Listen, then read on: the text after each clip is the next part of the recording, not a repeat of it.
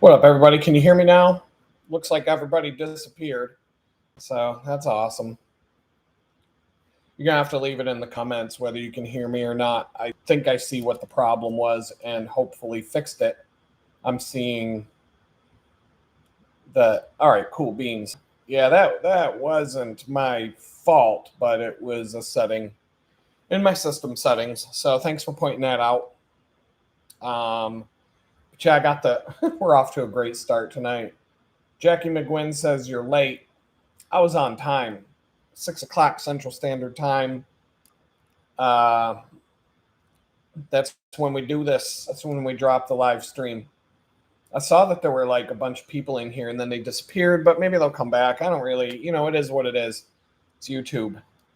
Nothing's perfect. I ain't worried about it. We're good to go. We're at 4 minutes in and we're back up. So it's been a week like that, though. I'll tell you that. I can't say that it's a bad week. I'm not in prison. I'm not homeless. I got kind of have a car, all these things. We're going, we're moving along. Freelance is going really good this week and this month. But it's been a stress ball. This week's been a bit of a stress ball. And I'm going to talk about the book that I like to read that I share with you guys all the time, Jesus Calling. It is, trying to get those couple of streaks out of the frame there. All right, so that works a little better. Jesus Calling kind of lines up with my week every day this week, kind of like really tightly. And so I'm going to go through day by day and just talk about it. It's been a very, like I said, I'm not complaining about it. I'm just burned out a little bit from, I don't even know. Let's just go. Let's just get into it. You'll get it as I start talking. November 9th, which was Sunday, Jesus Calling, the book entry, the devotional that I like to read, it said, "Sit quietly with me, letting all your fears and worries bubble up to the surface of your consciousness. There, in the light of my presence, the bubbles pop and disappear. However, some fears surface over and over again, especially fear of the future. You tend to project yourself mentally into the next day, week, month, year, decade, and you visualize yourself coping badly in those times. What you are seeing is a false image because it doesn't include me. Those gloomy times that you imagine will not come to pass, since my presence will be with you at all times. When a future-oriented worry assails you, capture it and disarm it by suffusing the light of my presence into that mental image. Say to yourself, Jesus will be with me then and there. With his help, I can cope. Then come home to the present moment where you can enjoy peace in my presence." And so, as that related to me on Sunday, I talk about these things a lot, about just, I have a tendency to do that, exactly what this thing says. And I was trying to put away enough money to take my car to the shop. And when I'm looking at the daily forecast, I had to work on Monday, the next day. And the forecast said it's going to be the coldest morning that we've had yet since the fall temperatures started to come in. So I already started to dread it. I was already dreading my options. I had two crappy options: figure out if the car will start and get me to work. And I'm basically going to be in limp mode the whole way there. But the temperature would be warm enough for my drive home to not give me any problems. This problem I'm having is directly related to the temperature of the air, down to like a 4 or 5 degree range. It's crazy. So I was dreading Monday. Already on Sunday, I did the live stream with the members. We got 5 channel members now. If you're not a member, you want to throw a couple bones into the bucket every month to become a channel member. You'll get some things for that. You can do that where you hit the join button to become, or where you hit the subscribe button to subscribe to this channel. You can hit the join button and look into that more. That's my plug. I'm just going to jump. I'm going to stick with the topic at hand for now. I did the members only live stream on Sunday. Then I cooked a little bit of food and I went back to watching the Star Wars marathon that I'm, the 420 episode Star Wars marathon that I'm into right now. And that's all I did. I relaxed. I just tried to keep my mind off of everything, chill out, and just, I just had this bad feeling that the week was going to suck. But, this was in the back of my mind, along with doing exactly what the book said to do. Make sure you ask God for help. And I just felt like I was facing 2 crummy options. Ride my bicycle to work when it's less than 40 degrees outside. It was supposed to get down to 32 that night. And I really wasn't prepared to ride my bike. I was already exhausted from having to work there on Saturday, but I didn't ride my bike on Saturday, but I was still exhausted. That job is a back-breaking thing. Everybody who works there, who I talk to outside of work and on a regular basis, we all agree it is like the most exhausting thing any of us have ever done. It's crazy exhaust. Like, I think working in a factory would be more chill. So to ride my bike at 32 degrees and do that all day and do all the heavy lifting of the food delivery trucks with the 50-pound bags of flour and all that stuff, I wasn't feeling it. So I was like, you know what? I'm going to roll the dice. I'm going to drive. If the car won't start, I'll call in sick, or I'll call in and say, look, I can't make it. Sorry. Worst possible thing that could happen is I don't go in and I don't have to do all the back-breaking labor and I stay home doing freelance all day, making money anyway. So big deal. So then Monday, the day comes. And it was almost the exact same entry from Jesus Calling. November 10th, Monday. I read this before I left the house. I woke up early because I was anticipating bad things. And here we go. Focus your entire being on my living presence. I am most assuredly with you, enveloping you in my love and peace. While you relax in my presence, I am molding your mind and cleansing your heart. I am recreating you into the one I designed you to be. As you move from stillness into the activities of your day, do not relinquish your attentiveness to me. If something troubles you, talk it over with me. If you get bored with what you're doing, fill the time with prayers and praise. When someone irritates you, don't let your thoughts linger on that person's faults. Gently nudge your mind back to me. Every moment is precious if you keep your focus on me. Any day can be a good day because my presence permeates all time. So that was what I read when I got up that morning on Monday. And started right off the bat. I went out 45 minutes before I needed to leave to get to work on time and tried to start the car. Car won't start. I sat there. I did all the tricks. I disconnected the battery, reconnected the battery, disconnected the battery, tapped the clamps together to discharge the capacitors. Did everything. The car would not start. Half an hour I sat there trying to make it start. Would not start. So I reached out to my coworkers and I said, look, if I have to ride, my car won't start. It's freezing cold. It's like 40 degrees. If I have to get bundled up, changed, ride my bicycle to work, I'm not going to get there until 10 a.m. at the earliest. I'm supposed to be there at 8:30. So I'm going to be an hour and a half late if I got to ride my bike. Anyway, we went back and forth. And before I even looked at the response they sent me, Right at the time that I needed to leave in order to be on time, boom, the car starts. But I'm getting the disco show of all the error messages, the dashboard console turning on and off, speedometer not working, everything just completely fried as it's been.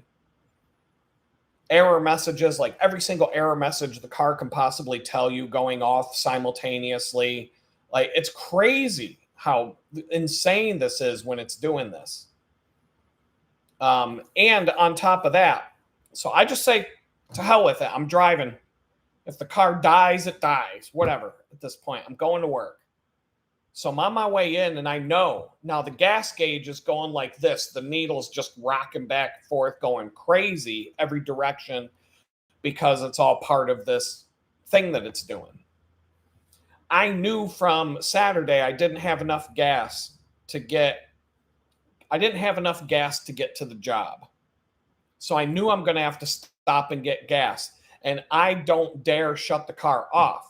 So I'm going to have to go to a gas station, find a pump out of the way so I can leave the car running while I pump gas and nobody's paying any attention to me or yelling at me to shut off the engine.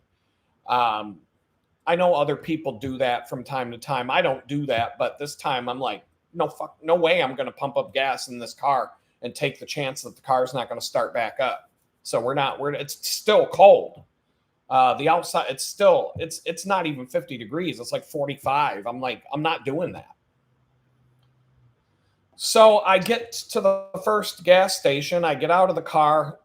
I put my card in the machine next to the gas pump, and it said, your card cannot be authorized. And I'm like, get out of here. And it's that, I'm thinking, well, what's wrong with this crappy bank that I have today? Great. This is great. So I take my other bank card. I put it in the machine. Same exact message. Your card cannot be authorized. And I'm like, all right. Like that. And I just turn around and get back in the car. I'm like, obviously, it says, go please see the cashier or whatever. I'm like, nope, I'm out of here. Gas pump's broke. I can tell at this point. It's not my problem. It's the gas pump. Something's broke. So now I'm driving down the road and I'm broke. Like, I have enough to put gas in the tank, but I'm riding on fumes right now. And I'll talk about that in a minute because something happened that wasn't my fault that caused a little bit of a storm this week. And I'm still a little bit angry about it, but we'll get there when we get there in this conversation. Everything's cool now, but I'm juggling bills because I'm waiting for a check to come in the mail. And all of a sudden, it was supposed to be here the previous week, and it's still not in my hands. And I'm sitting here going, what do I do? Like, I'm fending people off. The sharks are in the water coming at me for money left and right. And I can't fend them off. And all I need is that check in my bank account. I'm getting paper checks in the mail. There's nothing I can do about it. So I'm on my way to the second gas station. I get a text message from Verizon. I'm only 10 days late paying my phone bill. 10 days. Not a month, not 30 days. It was due on the 2nd, and it wasn't even 10 days. I was due on the 2nd of November, and now it's November 10th. They send me a text message saying if I don't pay the bill today, they're shutting off my phone. Whoa! Like, I'm not even getting till like the end of the month. So anyway, they give me a phone number to call. And so I'm driving to the next gas station. I'm like, whatever at this point. I hit the button and I call. And so I'm on speakerphone. The car, at least the speakerphone and the Bluetooth connection worked in the car so I could make the call and use the hands-free steering wheel microphone, however it works in the car to talk to them. And I had to set up a payment down the road for later this month to pay my bill to keep them from shutting off my phone. But that phone call wrapped up as I'm pulling into the next gas station to try and get gas. And so I'm like, all right, done. Staved off got another shark out of the tank. stopped, got another shark to stop swimming around me, being up my ass. And I would have paid the bill if the check had come in the mail. But anyway, that's further down this path. Second gas station, I put my card in. Well, as I'm pulling into the gas station on 3 different gas pumps, 3 different pumps had the hose broke off and the hose was laying on the ground. Not 1, not 2, 3 gas pumps had the hose broken off the pump because some ding dong left the gas nozzle in their car and tried to drive off with it. I mean, who knows how much? I bet somebody tried to put gas in their Tesla at the same time. Three people tried driving off with the gas nozzle in their gas tank and ripped the damn hose off the gas pump at this gas station. And I'm like, but I find a gas pump that had one of the pumps I pulled into. It said the card out of order, and I'm like ready to throw fisticuffs at this point. I finally get up to one of the other pumps, and it had like everything looked normal. I get out of my car's still running, put my card in, fine. Everything's fine. It allowed me to pump gas. I put $15 in the tank, boom, I'm done. Hang up the gas nozzle, get back in my car, and I drive to work. And after all of that drama, I was 5 minutes early getting to work. Not only was I on time, when I walked into work, everybody's looking at me. They're like, Adam, you're here.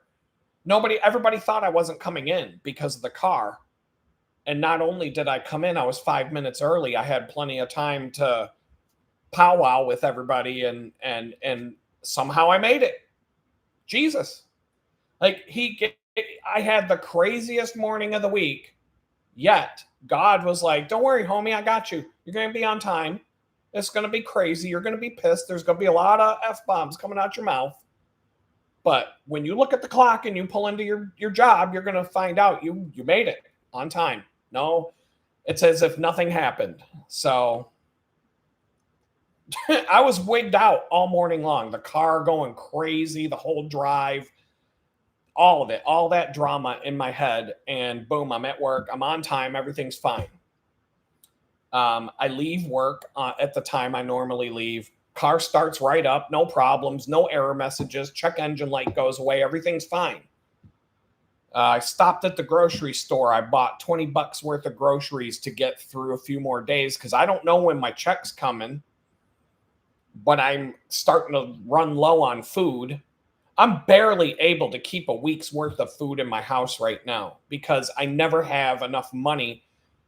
You need about $1,000 to go grocery shopping to get what you actually need now because $100 don't even fill up a little fucking basket. I was looking at steaks today as a side note. A single Delmonico ribeye steak now is $40. $40 fucking dollars. I used to be able to go to Ruth's Chris Steakhouse and get a fucking ribeye at the most expensive steakhouse in the city of Pittsburgh, except for maybe Morton's. But I could go to Ruth's Chris Steakhouse and get a fucking ribeye for $40. And now a raw steak at the grocery store costs as much as that. So I don't know. Is it like $600 at Ruth's Chris now for a fucking steak? I don't even know. Fuck Donald Trump. You're getting your $2,000 check and a 50-year mortgage. Good luck, peasants. That's what we're getting from him. But anyway, I don't want to talk about that anymore because you could look what it just did. I'm all riled up. So I have no issues with the car on the way home. Got $20 worth of groceries to make it a few more days, hoping that my check comes in the mail. And I talked to my client that day. He showed me that he put the check in the mail October 31st, and here it's November 10th, and I still don't have it. So Tuesday, next day, I don't have to go to the bakery anymore this week, so I'm good. And I get on Jesus Calling. And Jesus Calling says, do not let any set of circumstances intimidate you. No, go figure. No set of circumstances? Do not let any set of circumstances intimidate you. Don't let it. The more challenging your day, the more power I place at your disposal. You seem to think that I empower you equally each day, but this is not so. Your tendency upon awakening is to assess the difficulties ahead of you, measuring them against your average strength. This is an exercise in unreality.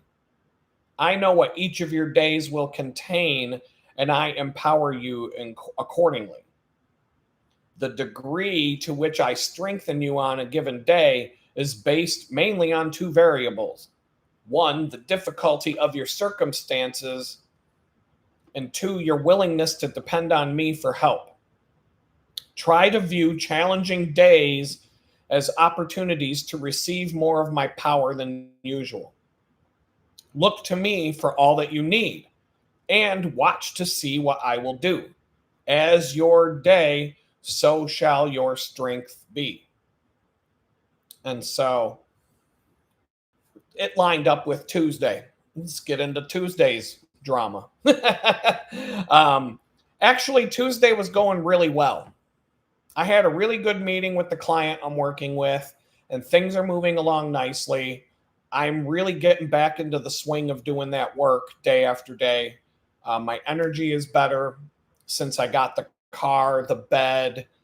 I'm not riding my bicycle 100 to 200 miles a week.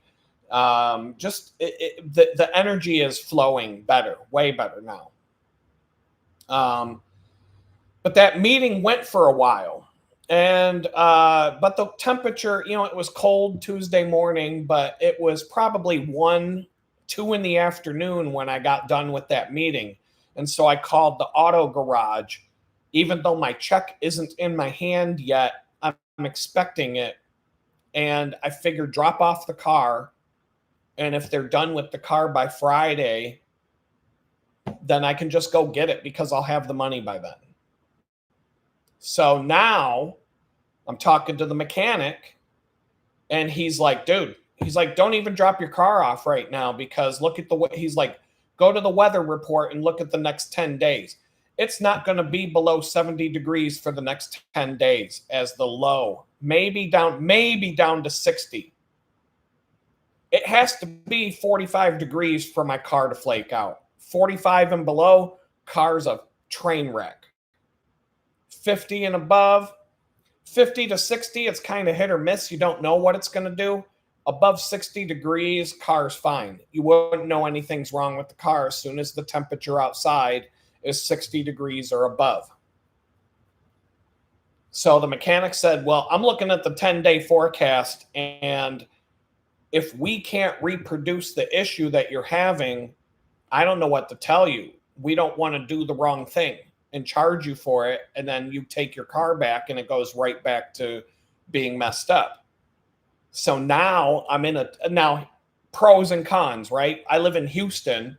For the next 10 days, it's going to be warm. It's going to be 80 degrees during the day, 70 at night, maybe down to 60 for the foreseeable future. Next 10 days, there is not one night where they're calling for the temperature to be low enough for my car to act up. And so I'm like, all right, I was ready to bring the car in, hoping Tuesday, Wednesday, Thursday, Friday, they have 4 days to take care of the problem. I can't even drop the car off for the next 10 days. I can't drop the car off. So I've still got to live with this problem with the car, because now I have the money to get, well, I'm pretty much going to have the money. I know I'm not getting to the end of the week without the money. So I have the funds. Now the weather's not going to let me do it. And I'm not complaining because I don't like it when it's cold outside. So I'm okay with that. But I'm really jonesing to get this has been a problem with my car for a month now, whole month. And I still can't get it fixed. And I'm starting to wonder if I should just throw in the towel and sell the car, because I have to give a mechanic a chance. And maybe it's not going to, I'm expecting it to cost $800 based on what I'm finding out. And If that fixes the problem and I'm good to go and I can go 6 months without having to do anything to that car, okay, okay. But it's a mystery. It's a mystery. I hate when a car has a problem like this and nobody can diagnose the issue, even though I can assure you that the car is completely messed up. But I'm going to hand it to the mechanic, and for 3 or 4 days, they're going to go to start it, and they're not even going to get a check engine light. I can tell them what the code is because I have my reader, but they're not going to see it themselves. And so I don't know. I mean, it's just going to be throwing shit at the wall to see what sticks. And I'm going to have to pay for that. So mechanic was like, just wait until it's cold and bring it back. Great. Great. So now I have to drop it off when it's cold and probably ride my bicycle when it's 30 degrees outside or whatever. And I'm like, whatever. I'll do what I have to do. But it's starting to get old. And I'm kind of like, I'm double guessing myself or questioning myself. I was down to this Volkswagen or a Toyota. The Toyota had 30,000 more miles and it was 6 years older than the Volkswagen. But I'm like, I don't know. The Volkswagen's turning into an electronics nightmare. But everything wrong with the car is electronic. The car otherwise is fine. So, but now I have a coworker who has a Toyota, a Camry, I think, or a Corolla Camry, I think. She hates it. She says it's a lemon. She says it breaks down all the time. She's constantly taking it to the shop. Every time she thinks she's good to go, something else goes wrong with it. She's like, and it's not even a new Toyota. It's like from around the same age as mine. Maybe a little bit newer than mine. But she's like, and then she said she had a Toyota before that was a total lemon, and she had to get rid of it and she bought a new Toyota hoping that it would be reliable. And she's like, I'll never buy another Toyota again after this. So I'm like, maybe that's like the voice from above planting the seed in my head that you had $4,000 to buy a car. It didn't matter what you bought. You're going to buy somebody else's problem. Let's just see how this goes. Maybe we can fix the problem and you'll be good to go. If I can get 2 years out of this car before I have to say peace out, I'm happy with that. That was my expectation. Buy a car that I can get 2 years out of and I'll be good to go. I'll be happy if I can get 2 years out of this car. Anything on top of that, cool. I'm cool with that. So I decide, I'm like, well, I don't got to go anywhere today. I stopped eating, or I stopped work to eat around 5. I'm taking a break. And I'm eating dinner around 6 o'clock at night. But now that the sun goes down at 5:30, it felt like it was 11 o'clock at night. I'm still in the time warp from the stupid clock change that we have to do twice a year. And that takes about a month for me to readjust and calibrate when we do that. But I get a text message from the bank on my phone saying that a transaction that was supposed to take place on Friday went through right now. Here it's Tuesday. And they're asking me, do you approve of this transaction? And I'm like, oh, because I wrote a check for rent. And after going to the grocery store and expecting that my check was going to be in the mail, after my rent check gets paid, I've got about $15 left in my account. Well, now, because of this unexpected charge, it was like one of these monthly software subscriptions. It's supposed to come out on the 14th. They billed me on the 11th. And I don't know why. They just did. And I get this approval text from the bank. And I'm like, this is going to make my account go negative, and I might bounce my rent check by $6. It's going to make my bank account $6 less than the check that's floating out there. And this landlord takes he takes sometimes 3 weeks to deposit a check when I give him a paper check. So I got to sit there and make sure that that balance doesn't drop below that. When you do your banking correctly, you already write it off as gone. But until it's actually gone from my bank account, I'm living in paranoia because what some unexpected thing could happen, like it just did, and all of a sudden I'm screwed. And so I texted the bank message back saying, no, I don't authorize this, hoping that they just wouldn't put it through. And I get a message right back from the bank and an email saying, we've deactivated your card. Call the security department immediately. I call the security department. They're closed. It's not 24 hours with this crappy bank. So I got to wait until 8 in the morning. But in the meantime, my bank account is $6 negative if that check goes through. And I'm like, I just went through this yesterday with the hassle of my cell phone and juggling all these bills. And it's not my fault. Like, this check was supposed to be in my hands a week ago. And it's starting to, I was able to push things off waiting for it, but it's starting to have a majorly bad impact. So now what do I do? I'm not going to let my rent check bounce by $6. My card has been deactivated. Now this gets even more interesting. So I decide I sit around for an hour fussing about this. What do I do? I decide to drive to the bank, go to the ATM at the bank, take out $20. Now I have another bank account that's got like $30 in it while I'm waiting for a deposit to hit that account. So I'm like broke because of what's going on with this check. And so I go to the bank, I go to the ATM, I decide I'm going to take $20 out of one account and I can deposit cash. It's the branch of the bank that I have an account with. So I can deposit cash at the ATM. So my plan is put in my card from another account, take out $20, deposit the $20 cash into my checking account at that bank so that I have enough money to cover the rent check if it happens to drop tomorrow. And that'll put me at peace of mind. So first thing that happens, I get to the ATM, I put in my bank card to take out the $20. The ATM machine spits out a message saying your transaction cannot be authorized. Please call your financial institution or whatever. And I'm like, come on. So I'm like, all right, I guess I'm done. And I was about to go home and I look over and there's a 7-Eleven right there next door. All right, I pull into 7-Eleven with my car.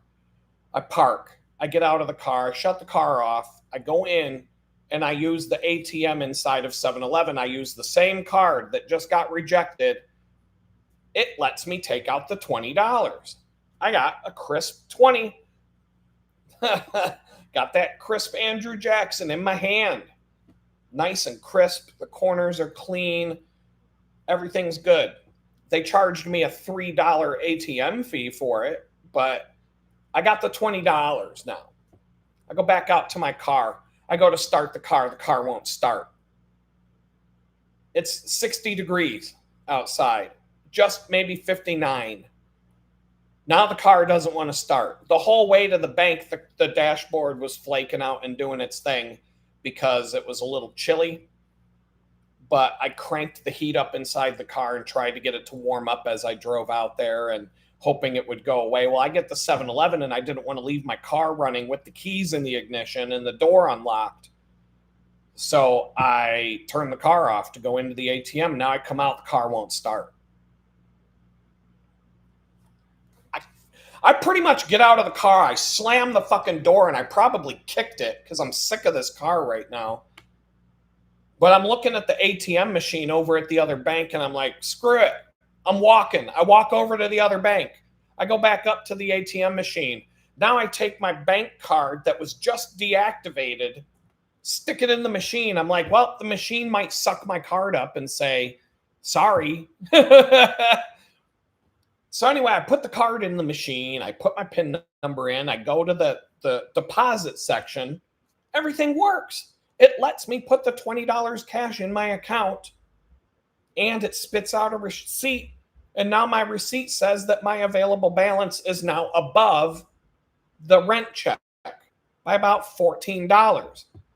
So now I'm like, well, if I have to get towed by AAA back home, at least my rent check's not going to bounce, and I can sleep on that. Yay. So I go back to the car. I get in the car. I turn the key. The car starts right up. No problems. No error messages. Check engine light goes away. Everything's functioning as if it's fine. And I drove home. I parked the car, and I'm like, but from then on, it's been 75 and above, temperature-wise. So anyway, I get home, and then I'm thinking about it, and I'm like, maybe God, and all the things that I just talked about with depending on God for help when you need it. Maybe God didn't want me to take my car to the garage on Tuesday because God knew that I was going to have to drive over to the bank and juggle money like an idiot. And it wasn't going to be something that I wanted to ride my bicycle and do. And I would have had to ride my bicycle over there in the morning anyway, which was yesterday, Wednesday. So God made me keep my car instead of dropping it off at the shop, because I would have dropped my car off at the shop and then walked home, and then this whole thing would have went down, and I wouldn't have had the means to go out to the bank and fix the problem. And yes, it was a stress bucket, and I was angry, and I was angry enough to slam the door of the car. I was like, fuck you, you motherfucker, and mad. And who wouldn't be? So I'm stomping across the parking lot. Fuck this fucking shit, blah, blah, blah. I'm just mad. But I'm not like, I'm also laughing too. Like, I'm mad, and I'm like, because I've been through a lot worse than this. How long ago was it that I was in federal prison watching a guy get stabbed in a gang fight and watching him run across the cell block while his organs were falling out of his belly onto the floor? So, I've seen worse. I've dealt with worse shit. I've had worse days than Tuesday. But I was still irritated beyond belief about this because the sharks are in the water, like I said, and I'm getting squeezed. And nobody will just cut me a fucking break because all I need is this damn check to show up in the mail. So I come home and I read the messages from the bank about the card being deactivated. And the email, which was different than the text message I got, the email said your card has been temporarily deactivated. Please call us between the hours of blah, blah, and blah, blah, 8 a.m. And so I'm like, all I got to do is call them and they'll turn it right back on. If not, I can go to the one nice thing about this bank. Honestly, it's the only good thing about this bank. If I needed to get a new card, I can go to the branch office and they'll print me a new debit card right on the spot and hand it to me without having to wait for it to come in the mail. I could go into the branch and get one right away and clear the whole thing up. If I had to do that, I could. So the email I got was more descriptive than the text messages, and I figure I'll just call in the morning and see where we go from there. So it's 8:30 at night now. I can't do anything about it till the next day, so it's time to sit back and chill. And so I went back to the Star Wars marathon. And I was watching the last remaining episode of the Clone Wars series that takes place before the movie Episode 3, Revenge of the Sith. And then I watched Episode 3, Revenge of the Sith. Kicked back in my lounge chair and, making sure that I'm nice and tired so that I can fall asleep quickly. And once that movie was over, I climbed into bed and I was out cold.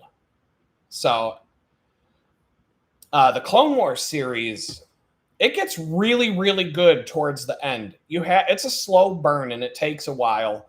But when you're on the last 2 seasons of the Clone Wars, when Darth Maul comes back to the scene, it starts to take off and it gets really good, really good. And this time around, because it's been so long since I've watched this, all kinds of little details are popping out that I never noticed before, connections, etc. And then they even pointed me to some unfinished episodes on YouTube that were in the animated storyboard form, where the audio, the music, and the dialogue were all there, but the animation was really choppy and crappy. And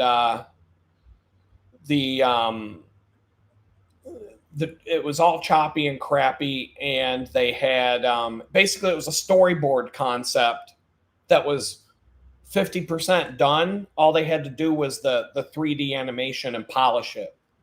But it was still cool to see the story and everything, and you just had to kind of use your imagination and look past the storyboard part of it. JS says, the Clone Wars that you're talking about, JS, that's a whole different series. That has nothing. One doesn't have anything to do with the other, but Disney says they're both canon. And in my Clone Wars or in my Star Wars marathon, I'm not watching any of the 2D cartoon animations. I think those are for like little kids. I think they're all lame and they're for like little kids. And I ain't got time for that. There's already 420 things on the list the way I'm doing it. I think the roughest stretch so far was the unfinished episodes of the Clone Wars series. And there were 3 episodes. It was an arc. They do a lot of story arcs in the Clone Wars where it'll be like 3 to 4 episodes that are basically like a long movie strung together as separate episodes. And then they'll pick a different topic and go on to like another story arc. But the episodes usually aren't like a one and done kind of a thing. They usually have like a 3 or 4 episode story that ties together with 4 episodes, kind of like a movie would. But towards the end of the Clone Wars series gets dope. It gets really good. And then there were some episodes that came out in 2020 that they've added to that I realized as I'm watching them, I've never seen them before. And that they were really good. And I was like, in the way that this website ties everything together in chronological order, it's really well done. It flows really nice. I was like, wow, this is really interesting as a Star Wars fan to watch it the way that this website's telling me to. But this probably take me a year to finish. But after episode 3, the movie, there's a mix of shows called The Bad Batch, Clone Wars. There's still Clone Wars episodes that take place after episode 3, the movie, or in conjunction with the 3rd movie. The timelines kind of bounce, and things in the show are happening at the same time as the movie. But the way that they put it together, it definitely it flows really nice. It's great. It's really good.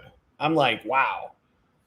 So there's some Clone Wars, there's this Bad Batch show, and then there's other shows called Tales from the Empire, Tales of the Jedi, and some other like short episode series that they've done where the episodes all fall into place around this time and they're in that timeline. And so I'm bouncing around all these different things, but they line right up. The way that they put this together, it's like you're watching a giant movie that's 300 hours long or something crazy like that. I don't even know how many hours it is, but a Clone Wars episode is like 20 minutes. So every 3 Clone Wars episodes is about an hour. And there's probably 40 of those. So, I mean, I don't know. There's 420 things, movies and shows. The shows are typically half an hour, 20 minutes-ish. Andor's episodes are about an hour a piece. So they're just all over the place. I don't know how many hours it is total. It's a lot. It's months, months of watching this, and I'm watching other stuff too, but and then in 2026 they're going to release a Darth Maul series, and I believe that will take place after the Han Solo movie in the timeline of things, or maybe before and after, or before, right around that time where the Han Solo movie takes place, the crappy Han Solo movie that they made. The Darth Maul series is supposed to be kind of in that time. So we'll see. That's coming out next year. There's a Mandalorian movie coming out. There's a couple other shows possibly coming out. I may not finish Project Star Wars before some of the stuff comes out and starts hitting. So I don't know. But that's what I did Tuesday night. Relaxed. Forget about everything. Just go back. Just chill out for the night. It's the one frivolous thing that I bought when I had some money left over after my car. I got my entertainment center. It's a TV, a sound bar, and a subwoofer. But I also had to get mounting brackets and other things, and a power strip, and so I could make it really nice and neat and clean and compact because my place is so small. So I put that all together just to have like a zone out, like a little home theater, and it's dope. It's really dope. I got this Bose sound bar and subwoofer. They're older. These big, heavy, beefy ass cables, but it's got a fiber optic connection to the TV, and it's super compact. The sound bar is only this big, and the subwoofer fits under my wire shelf unit. But that thing, it bumps. It shakes the whole house. It sounds so good. It's one of the best sounding sound systems for a TV I've ever had. And I got that thing for $100. And I paid $100 for the TV back in like June. So, and it's a nice TV now that I've got a Fire Stick plugged into it. It works great. The TV itself is an Android TV and it sucked. But when I took a Fire Stick, Amazon had a clearance on them for $12. Plugged a Fire Stick into the side. I haven't had a single problem with that TV since I did that. Fire Stick's not the best, but it's way better. The TV works way better with that than it did before.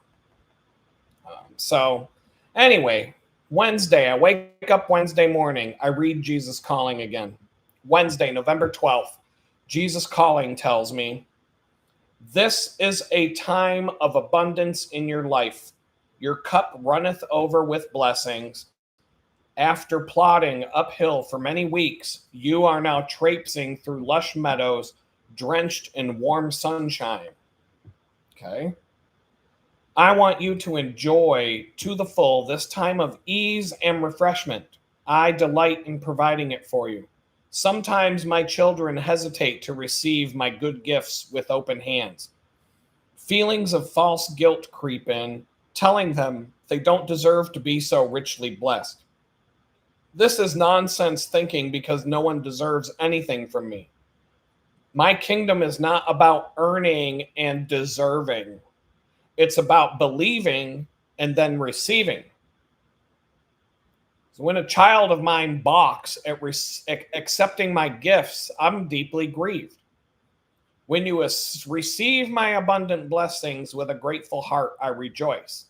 My pleasure is giving, and your pleasure is receiving flow that together in joyous harmony.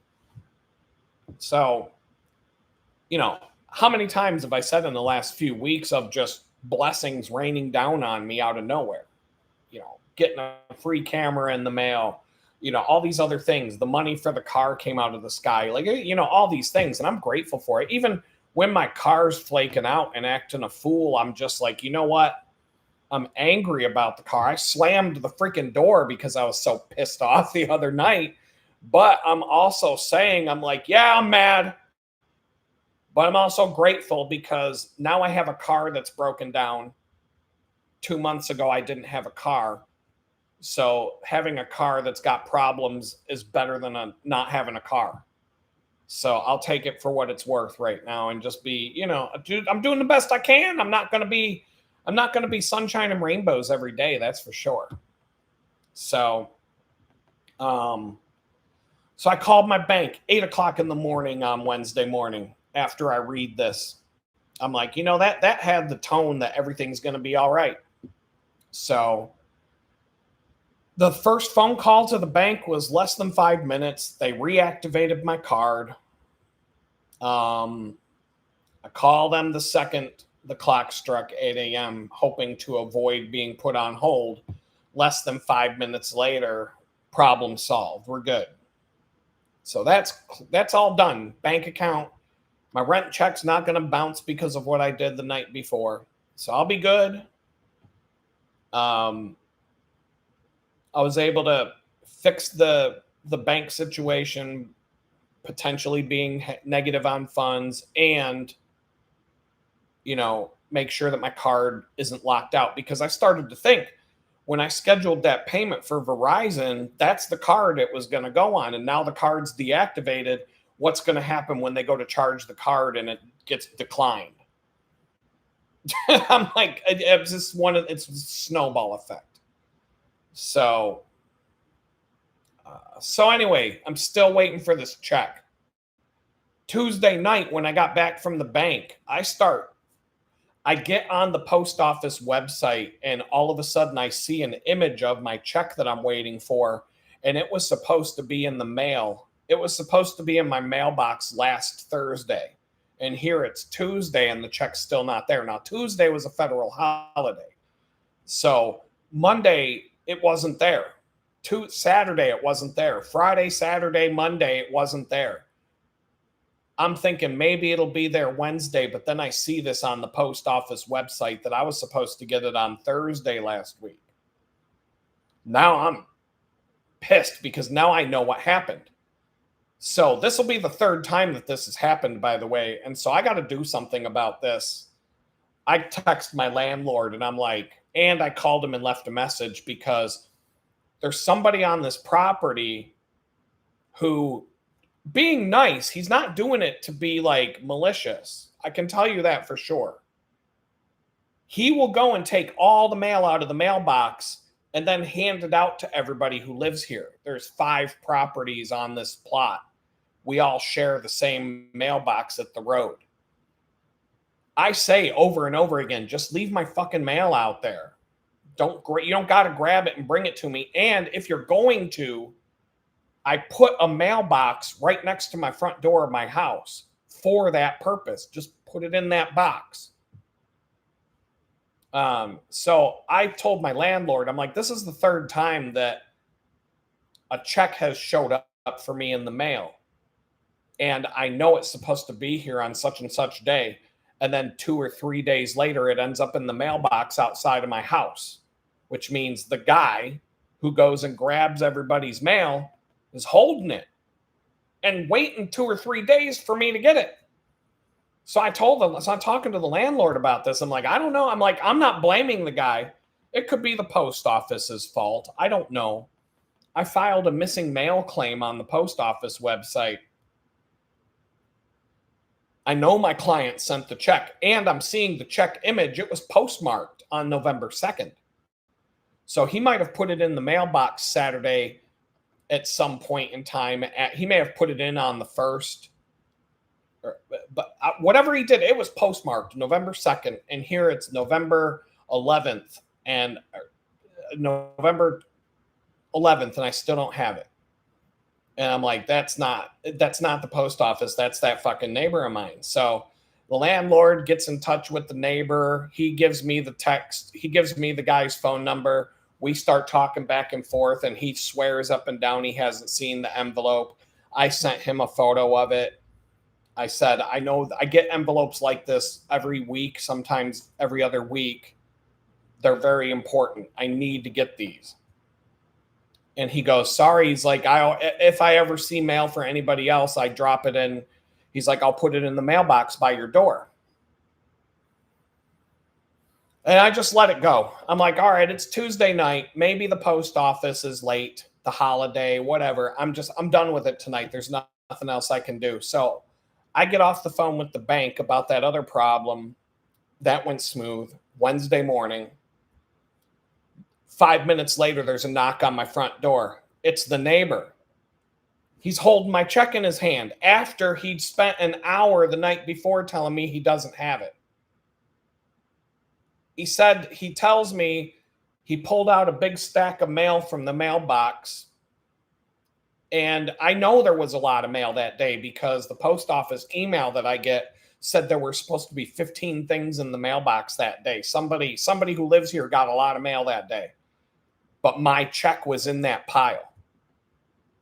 But when I went out to the mailbox, I didn't see it.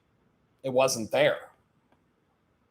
And so the neighbor said that he grabbed the stack of mail and it must have slipped out of the pile. He said he just found it between his driver's seat and the center console of his truck.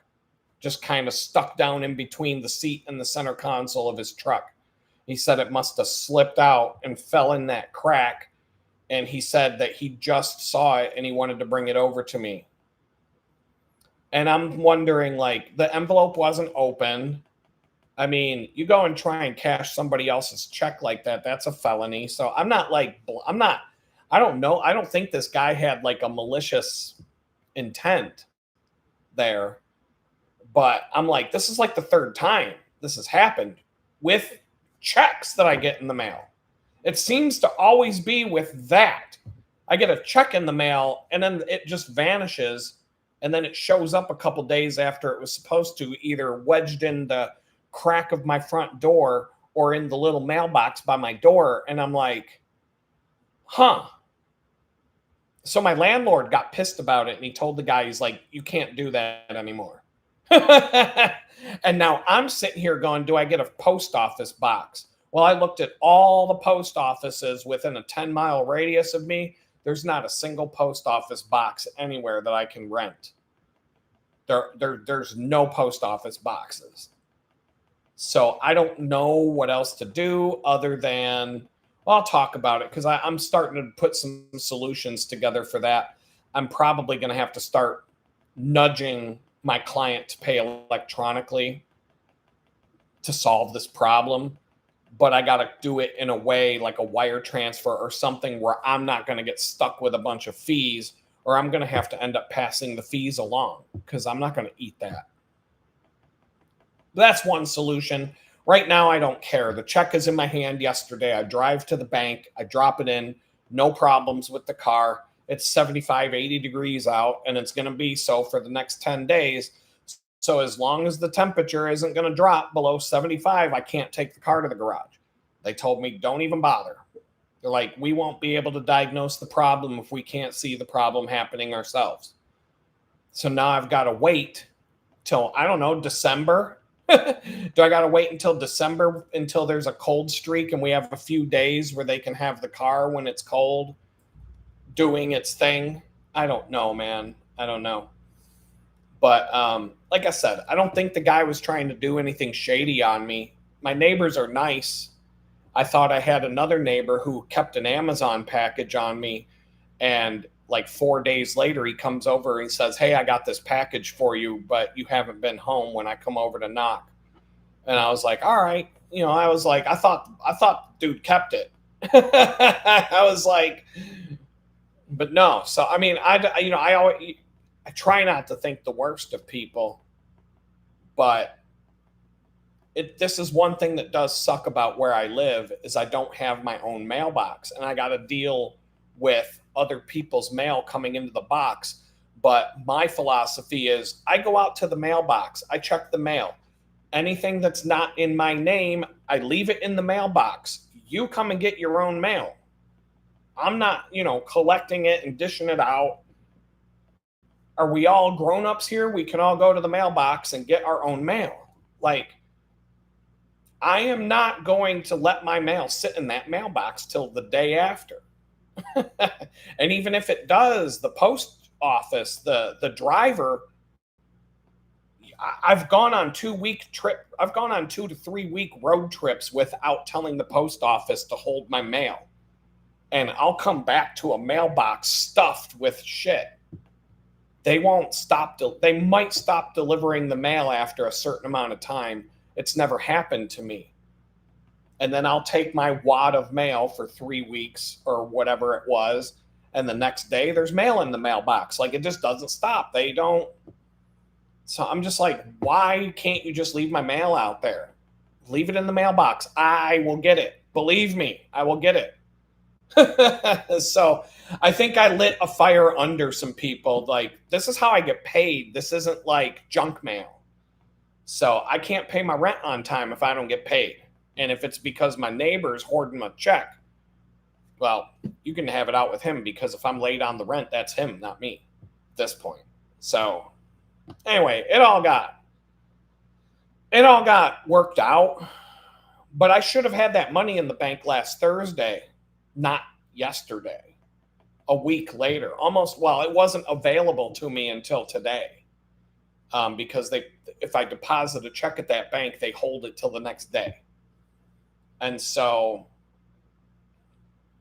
this just kind of lit a fire under me to do some things, but I'll talk about that in a minute. Like I said, I don't think the guy was trying to mess with me or do anything on purpose. But, this has been like 3 times that I knew a check had showed up for me, and then I got to wait 3 more days for someone to hand it to me because it just got lost in the shuffle. It's on somebody's counter in their kitchen or whatever. Dude. So that's the one thing I don't like about where I live right now. There's a lot to like, but there's always going to be something you don't like.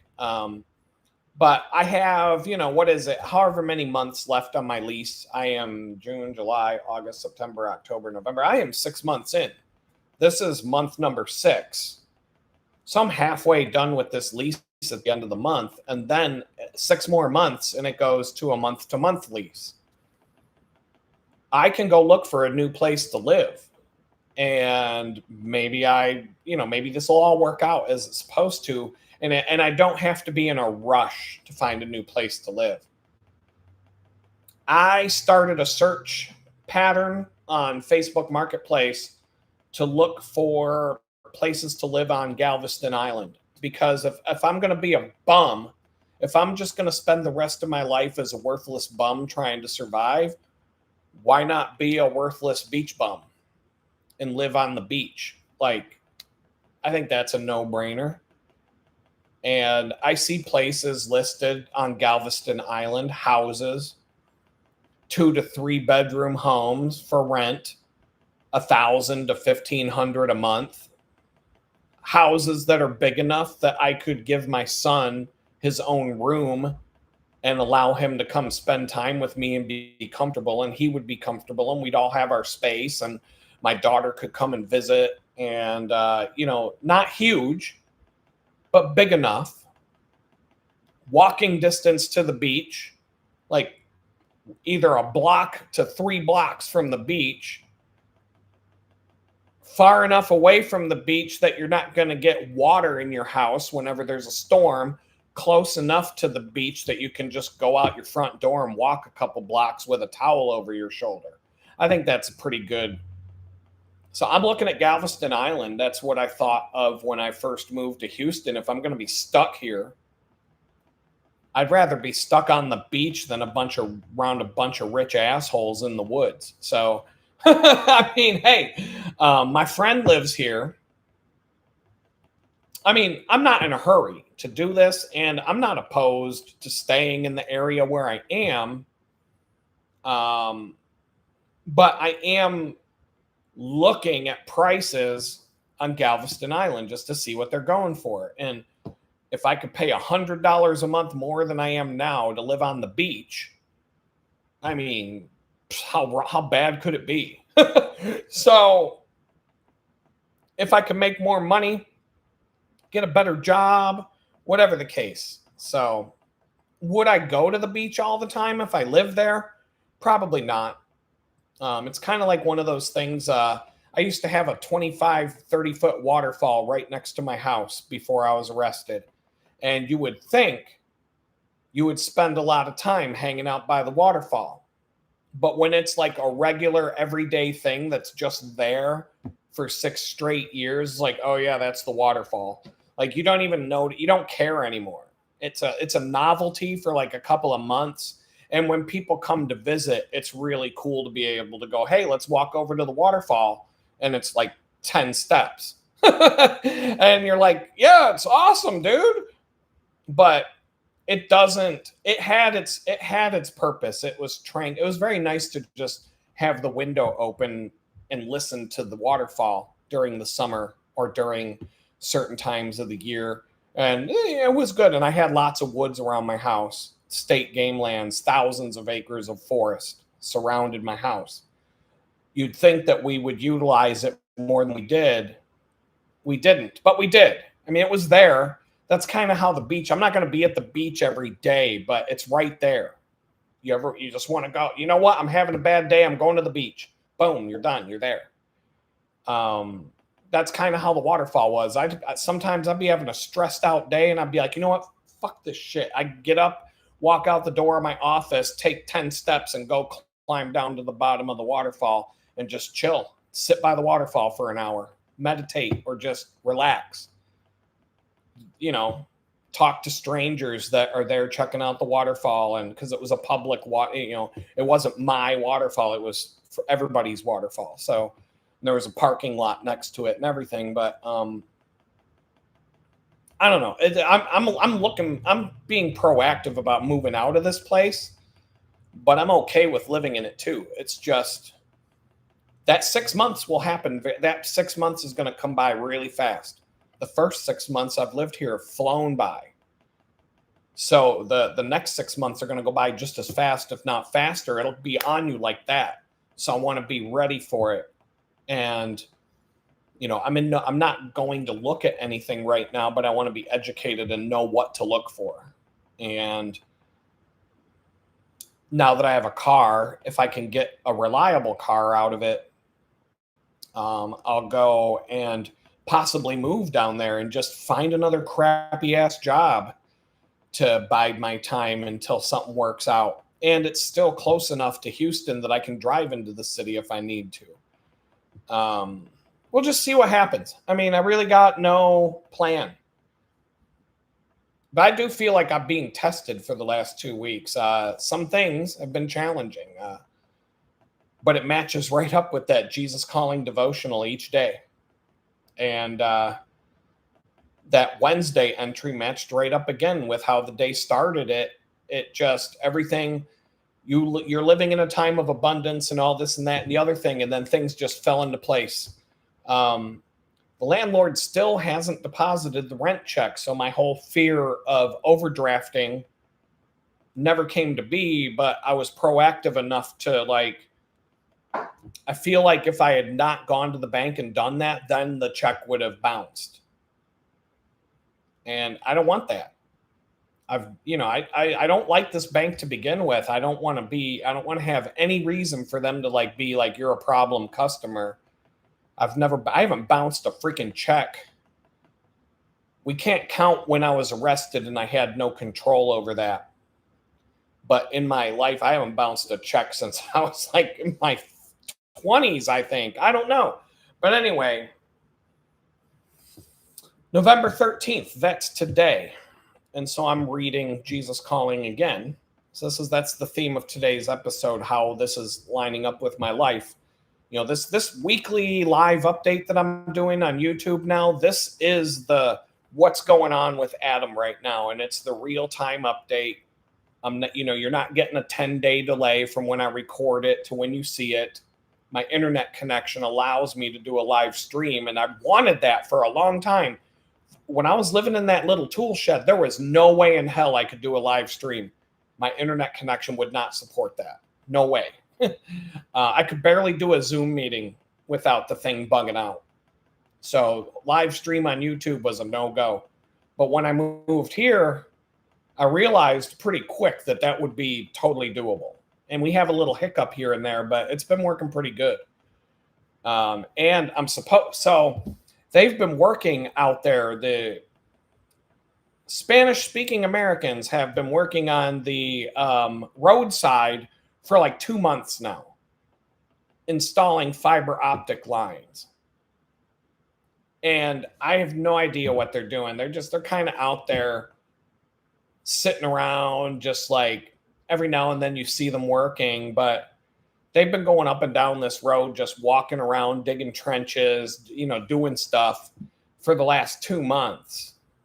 It seems like they could have probably got it done in like 3 days, but it seems like they're still screwing around. But they're putting fiber optic in on this road for AT&T.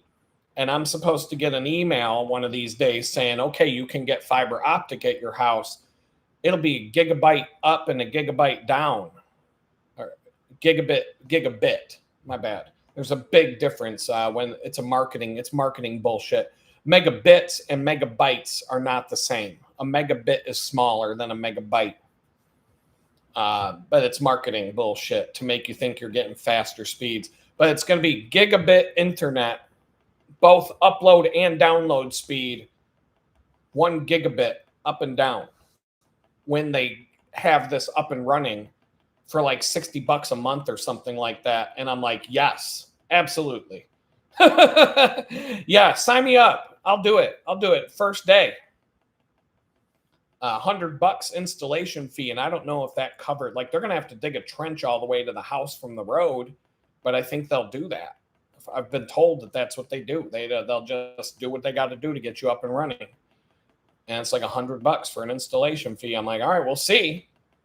If they tell me otherwise, then I'm just going to stick with what I have. But gigabit up and down, get out of here, man. It's a game changer right there. Live stream. I could juggle 20 live streams at once on that. But anyway, today, Jesus calling. I am Christ in you, the hope of glory, the one who walks beside you, holding you by your hand, is the same one who lives within you. This is a deep, unfathomable, I can't pronounce that. This is a deep, unfathomable mystery. You and I are intertwined in an intimacy involving every fiber of your being. The light of my presence shines within you as well as upon you. I am in you, and you are in me. Therefore, nothing in heaven or on earth can separate you from me. As you sit quietly in my presence, your awareness of my life within you is heightened. This produces the joy of the Lord, which is your strength.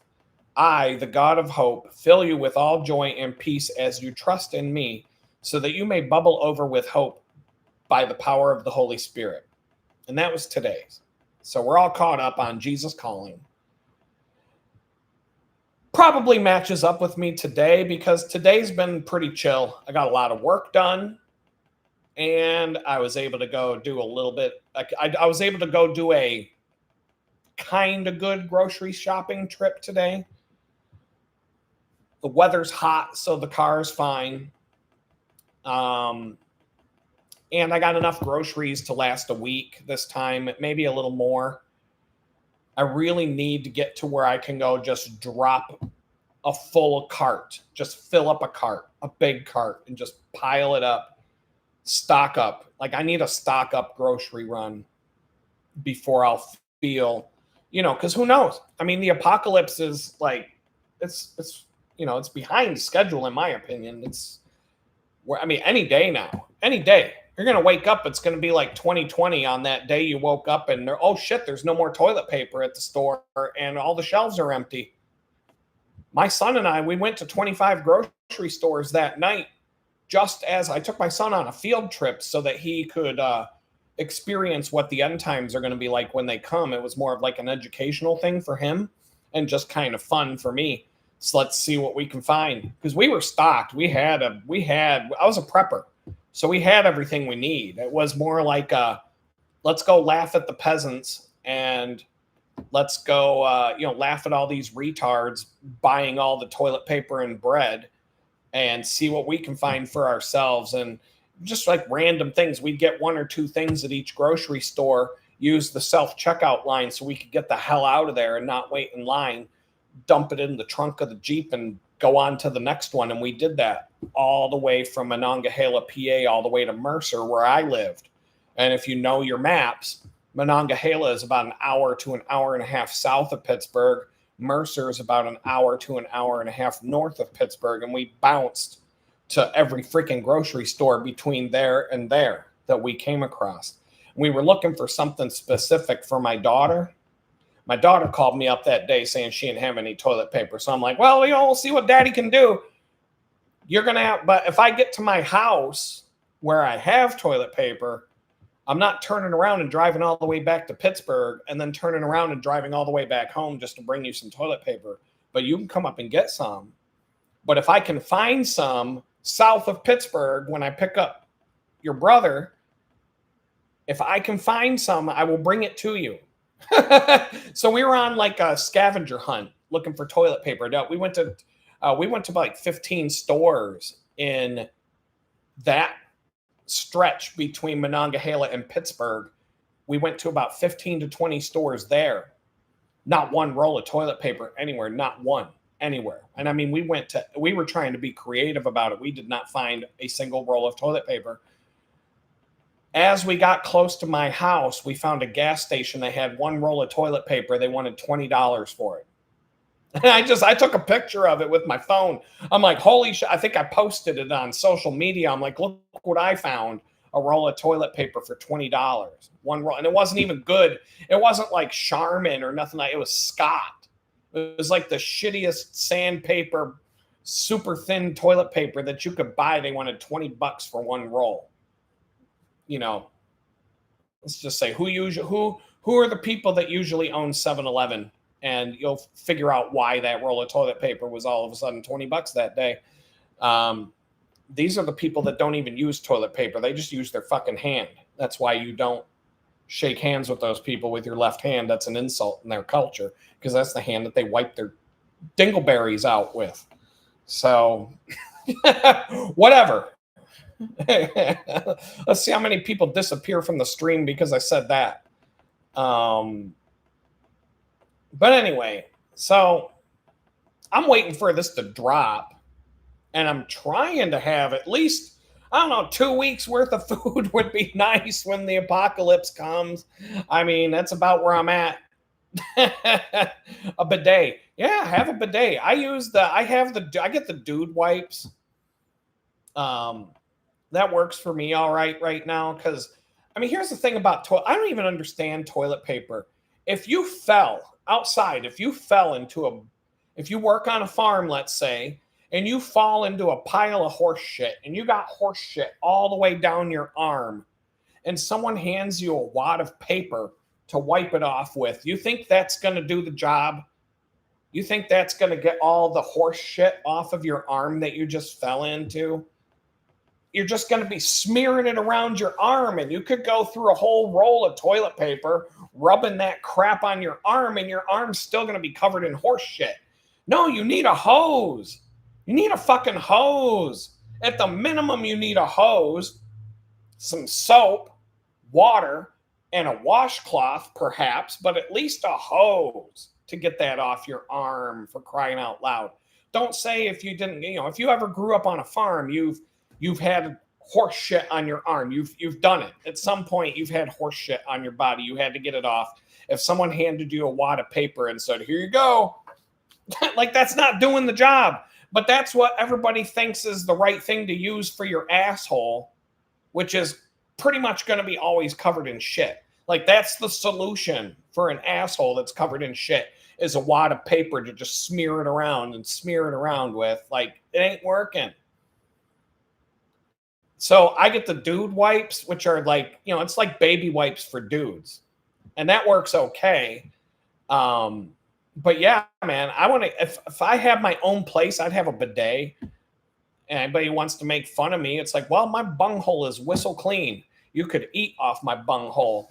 So, let's see how clean your bunghole is with all that toilet paper you wasted last week. And you could probably still take a wad of toilet paper and get a brown streak on it 3 hours after you took a dump. So, tell me what's better. I don't even know how I got on this topic, but it is what it is. That's what happens on this live stream. You never know what you're going to be. You never know what you're going to get. It's like a box of chocolates. No pun intended, but there it is. The live stream, like I said, is like the up to the minute. Here's what's going on with Adam's situation, so that y'all, all the people that were griping about me not doing timely videos and putting a delay on them so that, you know, you're seeing what's happening 2 weeks after it did. We're done with that. We get the live update every week. You can ask me questions. You know, we're interactive here. You can become a channel member. That way on Sunday, you can jump in. There's only going to be 5 of us, 6 of us. There's 5 channel members right now and me. The most we can have on the stream on Sunday is 6. So we're all like, you know, we're all tight. We're a brotherhood and sisterhood. So it's fun. I'm cool with that. But if you want to get in up on that, you know, anything goes during the live stream on Sunday, because I ain't got to worry about what the public is going to find out that I said. 5 people are going to know whatever. And yeah, you already heard what came out of my mouth today. So just imagine what might happen. But the thing is, so any videos that I'm going to do from here out that are like regular videos to watch on my channel, I'm trying to do something else. Oh, Blue Sky, you went to the Richie from Boston meetup. How was that? I saw his video that he shot the next day where he was all angry and bitching about it. Or something. He was angry. He had an angry video a couple days after that meetup. But, you know, I could understand being pissed off about the axle breaking in half on my car too. So, but I don't know. Richie from Boston, he's a cool dude. I'd like to meet him someday. I'm sure we'd get along. He seems like a cool dude. Sometimes I wonder, like I saw the video of him building his truck that he's driving around in right now. And I'm like, where does this dude get $250,000 to build a truck? Because he'll be like, he's got a brand new 4Runner that was, you know, that's a $60,000 truck and $20,000 for these axles. And this thing was $2,000. And he's just rattling off prices. And I'm adding it up in my head as I'm watching this hour-long video of everything he's doing to this truck. And I'm like, dude, you're up to like $250,000 on this truck. Where you get your, like, where's he? And he's never talked about like where his money came from. And I'm like, you're not making that much money on YouTube. I mean, I'm not saying like, I'm just curious. That's not me being a dick or jealousy. I'm trying to like educate myself. Like, hey, how could I also someday have $250,000 to build a truck and drive around the country and do whatever I want with? You know, that's all I'm saying. Like, I don't, how did he do it? This doesn't mean that's the way I would do it, but my Vine account, I don't know if I'm going to have it much longer. I don't have enough time to do the reviews I'm supposed to do to get caught up. And so I'm just kind of like, I'm focusing on what needs to be done first. Freelance is more important than that. So I hope I can get through this crunch. And it really boils down to Amazon Vine hit me with the Amazon jail thing before I ever knew that I was supposed to have a certain number of reviews done every week. They had me under the impression that I had 3 months to get all the reviews done, which means I can use the stuff and then write a review. No, they want you to have 60% of the reviews done within 2 weeks of you getting the stuff. And I'm like, 2 weeks? What if I buy a pair of heated socks and it's 90 degrees outside? How am I going to test them? I can write a review saying, yeah, I got them. They look good. I don't know. I mean, I got a bike light from Amazon Vine. I couldn't use it because I wasn't riding my bike in the dark. First time I rode my bike in the dark the other day, the light was great. It was super bright. It was really awesome. 1.74 miles into my bike ride, the thing flew off my handlebars and broke. 1.74 miles I got out of that one. So now I've got this really, really bright, it's like 10,000 lumens. It's crazy bright.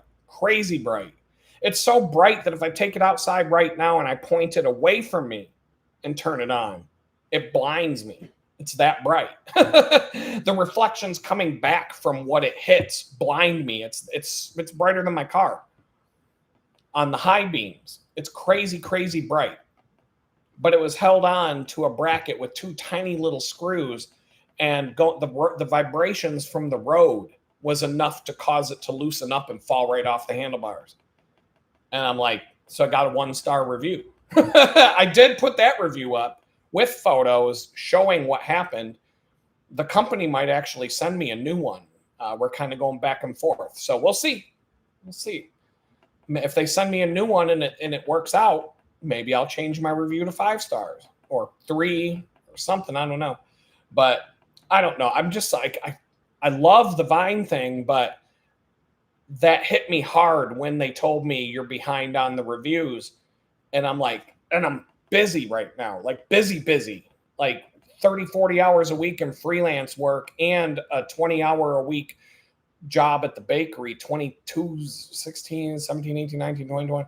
Yeah, 22 hours a week. I'm working like 60 hours a week on paid stuff. So it's just, I don't know. We'll see what happens. God, hopefully he can figure it out. But so the videos, if I'm going to do regular videos on this YouTube channel anymore, I'm going to do like more things that aren't time based, like videos that don't matter when I do them.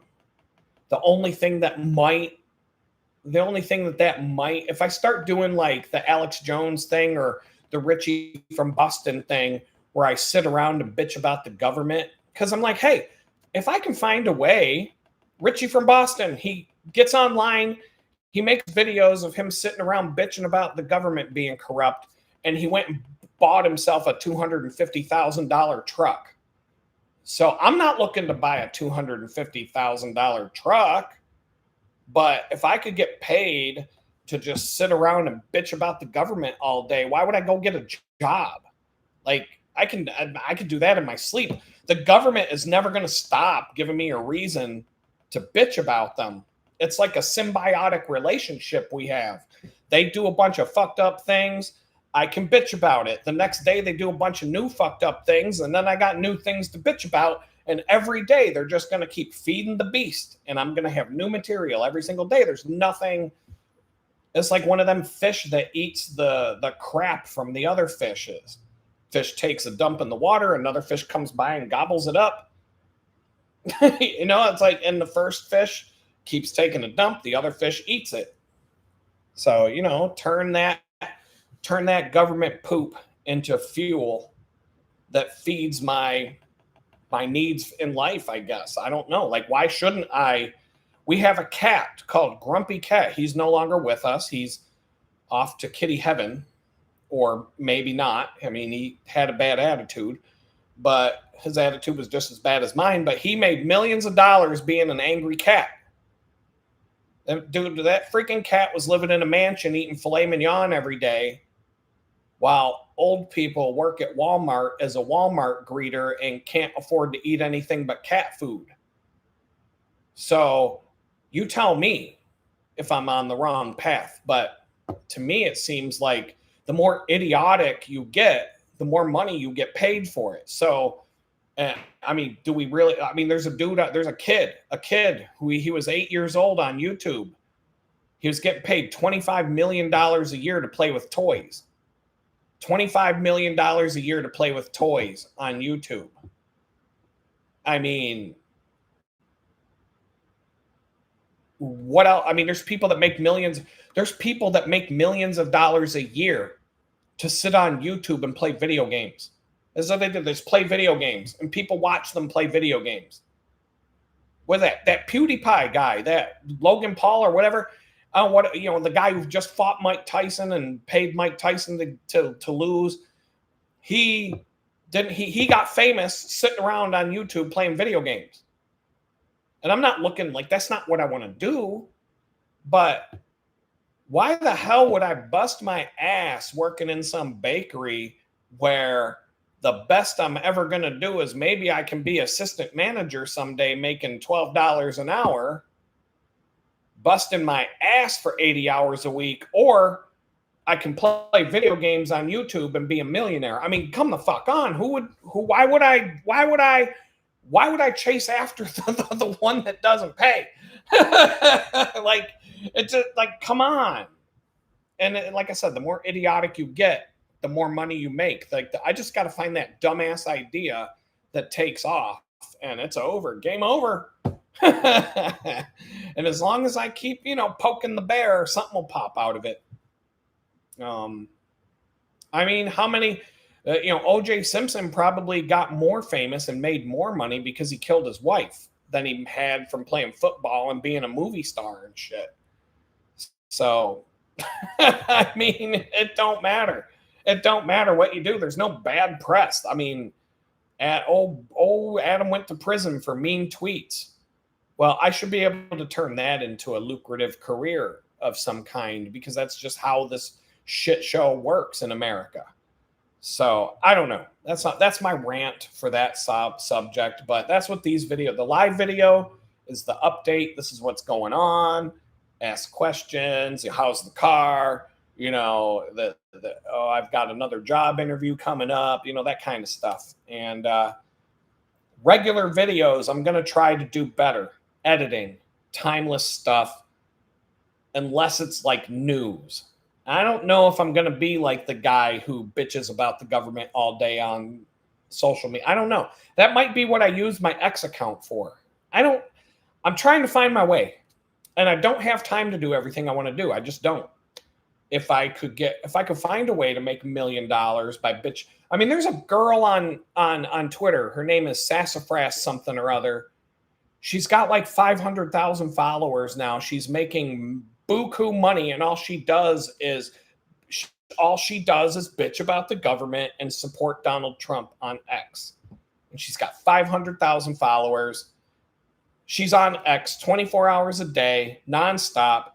She's probably making $20,000 a month, while I bust my ass at a bakery for $10 an hour. I mean, what the fuck am I doing? Like, there's some, like this, I'm supposed to be doing something else. And the signs are all around me. Like, there's, anybody can do it. It's not me, her, any of you watching this video right now. You could just say, you know what? Fuck this. I'm going to go bitch about the government all day on social media, build up a following. And it's not going to happen overnight, even for her. It doesn't, even Cat Turd. I'm kind of getting sick of him right now, but all these big names on social media, it's not like they just went out and did it in a week. They had to dig and dig and dig and dig in and be consistent and put a lot of work in doing it. So it wasn't like, the rewards will come. But, it's going to take some time where you're basically working for free or paying money to do your job before it starts to pay you in that world. So, but I'm just, I keep poking and prodding until I find something that works. So if I do, when I do start putting more videos up on YouTube that are regular videos, I'm going to do it to where they're not based on some sort of time or whatever's going on. This is going to be like something else, bicycling stuff. Like I said, breaking news is not going to be my thing, but maybe like more of the timeless messages from what's going on out there, and just like maybe just talk about stuff. I don't really know. I don't know. I've got 25 different ideas on what to do with that. I got so many ideas. Time is the factor. So today, Jesus Calling, I just read that to you guys. I don't know if today's message really matches up with me today, but it doesn't go against anything I feel today. I feel more at peace today by far than I did the rest of the week. The financial crunch that I was under is easing up a lot. I got that check, put it in the bank. That put the kibosh on all the problems like that. I didn't need a lot of money to get out of the mess. I just needed it now. And it was supposed to be here, and I did everything right to ensure that would happen. But it didn't. So um, I have the funds to fix my car and then some. I went grocery shopping today because I knew I could still pay to get my car fixed. Um, but I just have to wait till it's cold enough. And if I have to wait another week to take the car in, I'm going to have 2 more invoices paid. Plus that money, the bonus money from YouTube is coming. I got confirmation of that. It's in my AdSense account. And so it's there. It's coming. It'll be dropped into my bank account on the 20th of the month. 4, 5, 6, 7, 8, 9. 7 days from today, 1 week from today, I'll have money from the YouTube bonus.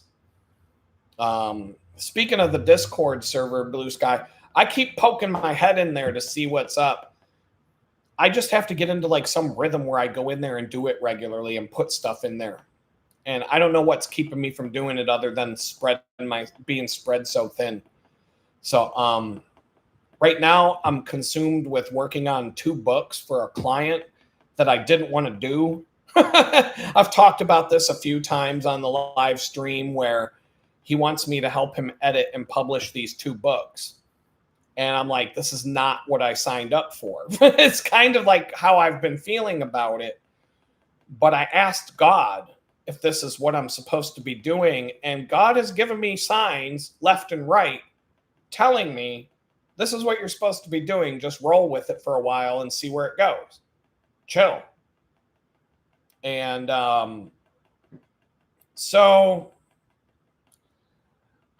that's part of it because it's time consuming and it's work. The one thing I don't like about editing a book, if I'm writing code, doing design work, if I'm doing stuff like that I quote unquote signed up for, I can put a YouTube video off in the corner and distract myself while I work. I can write code all day without paying attention to it.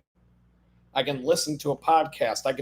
I can't edit someone's book with any distractions at all. No music, and it has to be dead silence. And I have to go paragraph by paragraph by paragraph in a 60-page document, editing 1 paragraph at a time. And in this case of the second book, I'm doing a lot more than that. But in the first book, we're almost ready to publish. We're on the second to last round of editing. It's going to go back to a professional editor when I'm done, and then it's going to come back to us as a final manuscript done. And then I have to take that and put it into a design tool and take a Microsoft Word document and put it into Adobe InDesign and format it as an actual book. Design it, the fonts, the line spacing, the typography, the header sizes, just format it into an actual book. And that's going to take some time. But the one thing that I don't like about working on it, I can spend 8 to 12 hours a day on this right now. And he's fine with the hours that I'm putting in because he wants to get it done. But for me to sit in 8 hours of silence, pure silence, no podcasts, no entertainment off to the side while I work, that's rough. I can do it for like an hour, then I gotta take a break, then I come back, do it for another hour, take another break. Like it's kind of a grind. I cannot write and edit a book with any distractions at all in the background because I can't focus on what I'm reading and what I'm typing verbally if there's other stuff going around. It garbles my mind and I can't do it. I can do that all day if I'm writing code, doing design work. Everything else that I do, I can have music going. I can put on a podcast. I can put on a video that you don't have to watch, but maybe you look at every now and then. Like I can distract myself and make it a fun day. Not this. So I'm just grinding it out, but I'm focused on it. And that's what's keeping me from doing a lot of other things. When I get past this, it's going to open up things for everybody, including my client. It's going to open up his he's going to be a lot more free to do. I don't know. We butted heads a little bit on. My argument is people don't read. Focus on your videos because people don't read. But on the flip side, he's writing 2 books. He's got more than 50,000 words now. He can make videos out of his content in his books without having to think anymore. And I told him, I said, if you just take the content that's in your books and make videos about it, you can queue up a weekly video for the next 2 years straight, and you can get it all done in 3 months. And I can edit these videos down and queue them up so that you have a video going up on your YouTube channel every Monday morning for the next 2 years. And it won't take more than like 4 to 6 months to do that. So we're kind of like, something's going to happen and it's going to be cool. And I just got to, not focus on my pride or what I just have to be open-minded is what I need to be. And there's other things I need to work on and get caught up on. And it's just, I'm overwhelmed, but it's good to be. I'd rather be overwhelmed because I got too much to do than freaking out because I got nothing going on. So, take that with a grain of salt. If it gets colder than 60 degrees for a few days, I might be able to take my car to the garage, see if I can get that crossed off the list. Below 50, if it gets below 50 and it sits overnight, guaranteed the car is going to be a mess when you start it up the next day.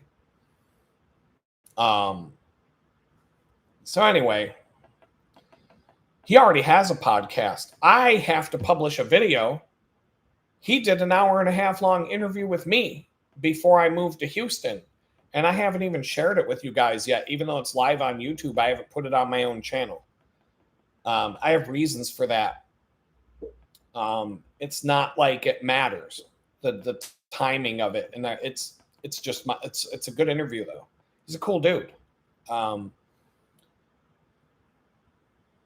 That could be one of the things I post, in the next few weeks or whatever. And if you're a channel member, plug time. If you're a channel member, I'll leave it up for a few days or a certain amount of time with no commercials for the channel members to watch. And that's an 1.5 hour long video. So if I turn on ads and just let YouTube put the ads where they want, that's going to be a lot of ads for an 1.5 hour video. But if you're a channel member, you can watch it for a certain number of days with no ads. If I could do it so that channel members never watch ads, I would do that in a heartbeat. That's the number one thing that people are complaining about when I'm in this YouTube boot camp with all these other creators. And the YouTube people are asking us, we're all saying the same thing. If we have channel members, why can't we make it so that they can watch videos without ads? And then people who aren't channel members watch the ads. Like, it's a no-brainer. But YouTube, they're just a bunch of greedy pricks. They're going to do whatever they think makes them the most money. And the way that they've got it set up right now, I think works, financially. That's some bean counter in accounting figured out it's an extra 5 pennies per channel. And that's why they're doing it the way they do it. The best I can do is release the videos to members only first with no ads. And then at a certain amount of time, let everybody watch the video, but turn the ads on. But the ads have to be turned on for everybody. That's the way it works. That is not what I want to do, but that's all I can do. That's the only way I can do it. And I have to do it all manually because they won't even let me do that. They won't even let me use their system to automatically do that and schedule it that way. I have to manually come in and do it. So, well, they're just doing it to try and it's just a money grab for them. And I could get into details about, I could explain how that would be millions of dollars for them extra, and if they do what we want them to do, they would lose money. But they also take a 30% cut of your memberships. So for every $1 that a membership costs, YouTube gets 30 cents. Credit card processing companies, on the other hand, Etsy, Square, Stripe, all of those, they get 3%. So if you donate at the chicken bucket, donate.litgood.com, every dollar, I get 97 cents out of every dollar. But on YouTube, I get $7 out or 70 cents out of every dollar, 7 out of 10. So that's just because YouTube and Google are a bunch of greedy bastards. And that's how they roll. I think they're the most, and that's, other people have said that too during these YouTube boot camps, that they try to monetize outside of YouTube because of how greedy Google is.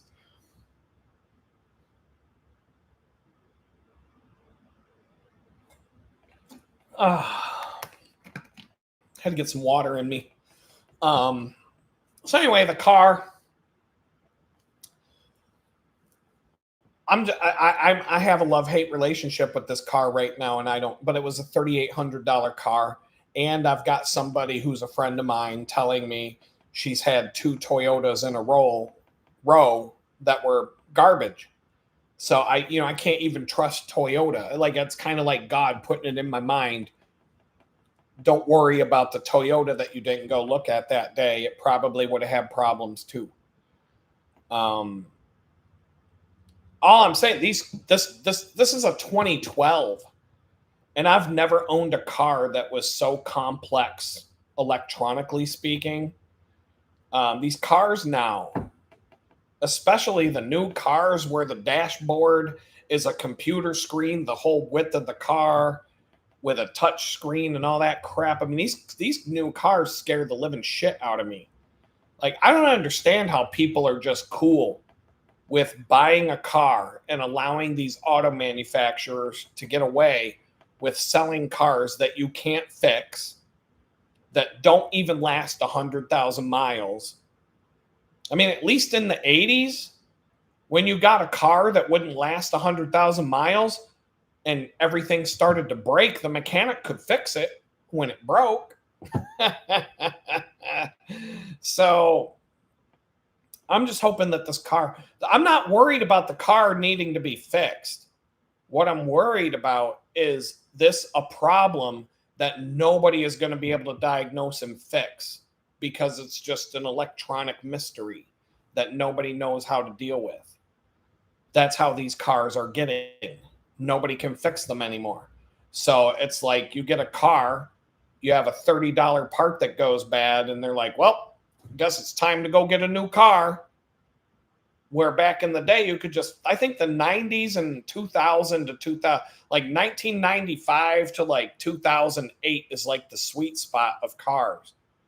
Because that's where manufacturers were building them to last, and they hadn't completely switched over to all this electronic bullshit and all of this, rent to, having to rent your fucking airbags every month, and, oh, you have to pay a gas pedal subscription. The gas pedal works, but you have to pay a monthly subscription to use it. And, that kind of bullshit. Like this new age of auto, it's like we've regressed back to the 70s. But worse. I would rather have a fucking 1970 Dodge Dart than one of these fucking shit bags like a Tesla. No fucking way do I want a Tesla. $18,000 for a new battery. Like, duh, the battery's going to go bad. And Tesla has the market cornered for their batteries. You can't buy another brand of battery. You're going to have a perfectly functional car that works just fine. The battery was engineered to die at a certain day, and you're going to have to pay $18,000. If the battery costs $18,000, how the fuck do they even make a profit when they sell the car? When these parts are a single part costs as much as the car's MSRP in some cases. Like, I don't even get it. Minnesota. They're going to put a speed limiter on drivers, and it costs $1,500 a year. Yeah, good. Yeah, well, Tampon Tim. That's what you got. What you voted for. You're gonna have. Don't worry about it. When all you guys are on the rag, you'll get to go to the bathroom and get yourself a tampon. So it's all going to work out for you up in Minnesota. Oh my God. I can't even believe you guys voted for Jesse Ventura to be governor. And now you got Tampon Tim. How the hell did that happen? But during the Ronald Reagan election with Walter Mondale, the only state that he won in the whole country was Minnesota. Ronald Reagan got 49 states of electoral votes, and Walter Mondale got one. And that just happened to be the state of Lakes, Minnesota. So something's wrong with you guys. I've been to Minnesota. There's some cool stuff up there, but I saw enough to never want to live there. Never want to live there. I'm not that fond of Texas. I feel like Texas is just a Republican police state, like Georgia and Virginia. I like Pennsylvania better than Texas if we're talking overall. Even though Pennsylvania is under the grip of the Democrats right now, Pennsylvania still has a chance to break free from that. They go back and forth.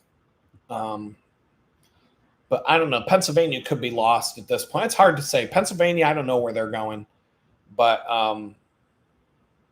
anyway, so all these problems that I had in the last week of due to me overspending, but combination of overspending just a little bit, like it really wasn't by much, but I did a whole bunch of things. As I got to where I was like, maybe you should put the pause button, I was like, no, go, go, go, go. And I just did all the things I wanted to do. And I got it done. And then I was like, now it's going to be tight. One check that doesn't show up in the mail on time is going to screw me. And that's exactly what happened. So, but now everything is kind of working out. And at the end of it was literally going to be like 5 or 6 days of being poor, like broke ass poor. Like I'm not even 100. I wasn't even 100 air at this point. Like now I'm 1,000 air again, but barely. But I wasn't even 100 air for almost a week. I was really struggling to get through a week. Every time I did anything, I'd put $15 of gas in the car. What's this going to do? What bill can't I pay now? Like that's where I was at. And so I'm like, I can't be living like that again. No matter what, that's got to stop. I can't do that again. And I'm in a position right now where I can put a stop to that because I'm working regularly and I'm working harder now than I have in months. And it's only going to get better and more busy. So at least at the trend that I'm on right now. I may be able to just say, you know what, I'm done with the bakery and just stop and take that time back for other things. But I got to worry about what probation will do. I looked so payments. Like, I'm getting sick and tired of giving my landlord a check and then waiting 3 weeks for the money to come out of my account. You know, I don't spend it. I treat it as if it's gone because it's gone. I wrote a check.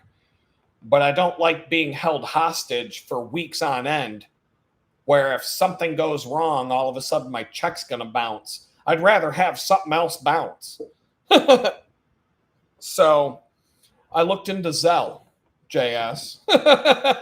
And I've hesitated to use it out of concerns that it might be too invasive.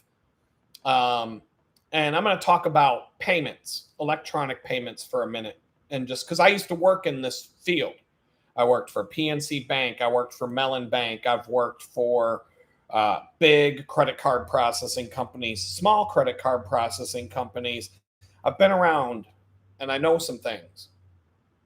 And so I wasn't 100% sure on how Zelle works because there's different ways that these payment processing things work. So I actually signed up for Zelle on my mobile banking app. And another thing I did, now this bank that I have sucks. They have a mobile app. And in the mobile app, I'm supposed to be able to do mobile deposit with my phone. Take a picture of the check and deposit it in my account. I've been using that for years with other banks. I have to go to the bank in person and deposit my check at the teller. So that adds time and frustration to my life. So I called the bank again today. I'm like, you know what?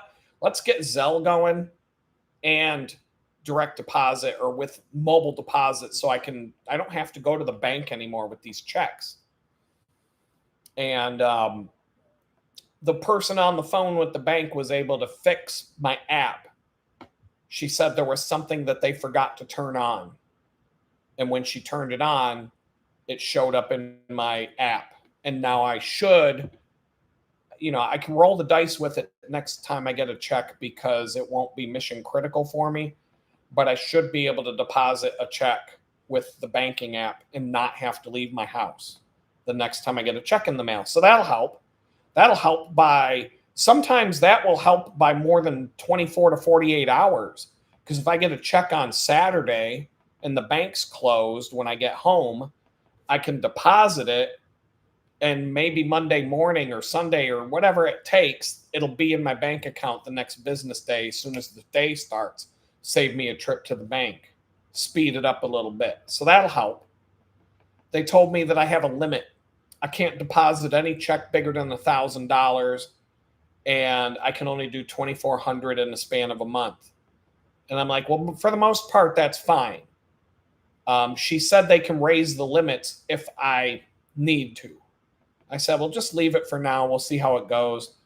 Anything bigger than $1,000, I'll drive to the bank. It's not that big a deal. It's a 5-mile drive. So it's not a big deal. So I got that. Should be done. I haven't tried it yet, but it should work. And then Zelle. The way my bank works, if you want to pay somebody with Zelle, you have to use their app. I can't log into the online banking and pay somebody with Zelle through a web browser, which is kind of dumb. There's no reason I shouldn't be able to do that, but I have to use the app on my phone to do it. So anyway, there's a lot of different payment. So I've got Zelle turned on. And the next time, so when my landlord comes at me for the electric bill, which is about $100, I'm going to send him a Zelle payment for $100 and see how it goes through and see if I have any issues with it. I'm not going to send him a $950 test payment, but $100 for the electric bill. If something goes wrong, I can, I'll figure out what to do from there. But I don't expect it to go wrong. But there are a lot of different payment processing apps out there now, tons of them. And they all work a little bit differently from each other. We've got PayPal. That's the one that we know the most about. That's the most famous one and that came out a long time ago. And I have an issue. I have another new issue with PayPal to talk about. That's later on. That might not even be tonight. And like I said, I've worked for the banks, payment processing companies, and I can show you my portfolio. My design portfolio is full of that stuff, banking apps. So I know things. I'm not, we have PayPal. We have legitimate credit card processing companies with low barrier to entry. Getting a merchant account to process credit cards used to be a big pain in the ass back in like the 90s and such. That's why PayPal came out. PayPal was like the first low barrier to entry where you could accept credit card payments from other people without having to go through the rigmarole that you would need to go through and all the hoops to jump through to get a merchant account with a major credit card processing company. But now we have Stripe, Square, and even the other companies, the big processing companies have low barrier to entry options. I think Clover might be one of those. They're for like small businesses, small to medium sized businesses. And there's other, but those are credit card processing companies. That's what that is. It's so that you can take somebody's credit card number, run a transaction and get paid. And they take a percentage of that, 3% usually. It's 3% and some change. And then we have what are basically, all of these companies kind of blur the line and cross into each other's space now a little bit. But we basically have payment transfer facilitation apps, which are PayPal, like I already mentioned, that was the first big one. But now you've got Zelle, Cash App, Venmo. There's one called Remitly that you always see the Indian people talking about on fucking LinkedIn and YouTube ads. But these are all apps that are designed to transfer money directly from one person to another without sharing compromising data with each other, and to make it easy to do. Etsy, the store Etsy, they actually do their own processing, but they tie into a major company called WorldPay, which is one of the major big players in the credit card processing space. But Etsy is so big and they're running so many transactions that Etsy is basically its own payment processing company. They don't reach out to a payment processing company, they do their own. So they have a whole dedicated staff and a team that, like, they're essentially a financial company in and of themselves. But even the big ones, WorldPay, and there's some other big companies in the credit card processing space that the other ones that you hear about, the lower barrier to entry, they kind of bubble up the pyramid. WorldPay is like a company that's at the top of the pyramid that a lot of companies tie into that. It's kind of like a pyramid structure, just like the Illuminati. And, WorldPay is in where the eye is. They're up there. So I'm going to focus on like the small ones. And so to transfer funds electronically from one person to another or one entity to another, you've basically got three ways of doing it. Three ways. It can boil down to these three ways. Credit card and debit card, which is the safest. It's got the most safeguards in place. It's easy to dispute and overturn fraudulent transactions. Credit cards are better than debit cards for that. But debit cards have slowly, over time, caught up to be on par with the same level of protection. Banks used to hate refunding fraudulent transactions on a debit card. They used to make it a big hassle, but because of the fact that in our world, you basically can't live without a credit card or a debit card anymore, they've had to basically become on par. Credit card is the safest. Debit card is still a little bit more risky than a credit card because a credit card is just make-believe money in debt, whereas a debit card is real money coming out of your bank account. But they can be shut off instantly, so they can't be used anymore. They can be reissued cleanly with a fresh set of numbers anytime you need it. They provide a barrier between you and the merchant or the vendor so that your actual bank account information is secure and safe, and it's not known to the party that you're doing the transaction with. The cons are that there's fees associated with that, and typically it's paid by the merchant. Like I said, 3% is typical. But I'll just be honest. Even if there's no specific service fee on your receipt where you're being charged more to use a credit card, which in some places that's not even legal anymore, I can guarantee you that the company is charging you more money for what you buy for the convenience of paying with a credit card. Or the opposite, instead of charging you a service fee, the way that businesses will get around it is they'll give you a cash discount. Will give you saved 10% by paying in cash. Because everybody loves cash. Nobody's going to know, oh, cash goes right in my pocket.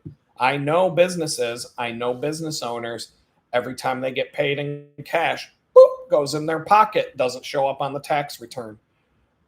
I'm not going to say who, but I know lots and lots of people. If you have a business where you can take cash, a lot of that cash disappears, and on your tax return, it looks like you're fucking broke because the only money that you're reporting is the credit card payments because you're getting a 1099 from the merchant, from the credit card processing company at the end of the year, and it's on record that you got paid. So a lot of places, even if they're not charging extra for paying with a credit card, they're doing the opposite. They've padded in the credit card fees into their pricing, so they're still getting paid. But they're willing to give you a discount if you pay with cash. But it's not only to avoid the credit card processing fees, it's also because cash disappears and can't be tracked. So I'm just telling you how it is.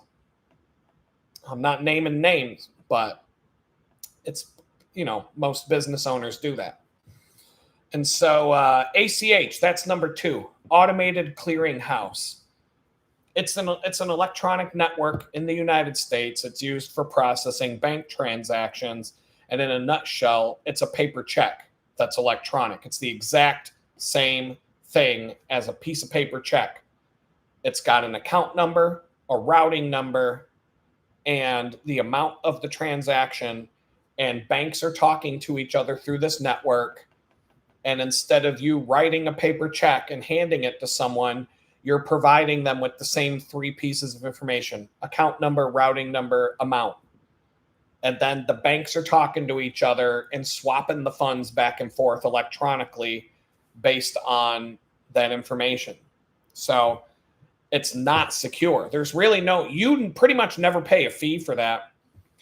A merchant might pay a fee for using that. Like if you pay I know that if I paid my electric bill via ACH, I wouldn't pay a fee, but the electric company would charge an extra fee if you used a credit card. But if you did a direct bank transaction with ACH, they would charge you an extra fee. So the fees are lower or non-existent. But if you know somebody's routing number, account number, you can very easily steal money from them. You can take it right out of their bank account if you know those 2 things. You might have to know their name, their address. There's other safeguards that could be in place. But if you have that routing number and account number, you can wreak hell on somebody.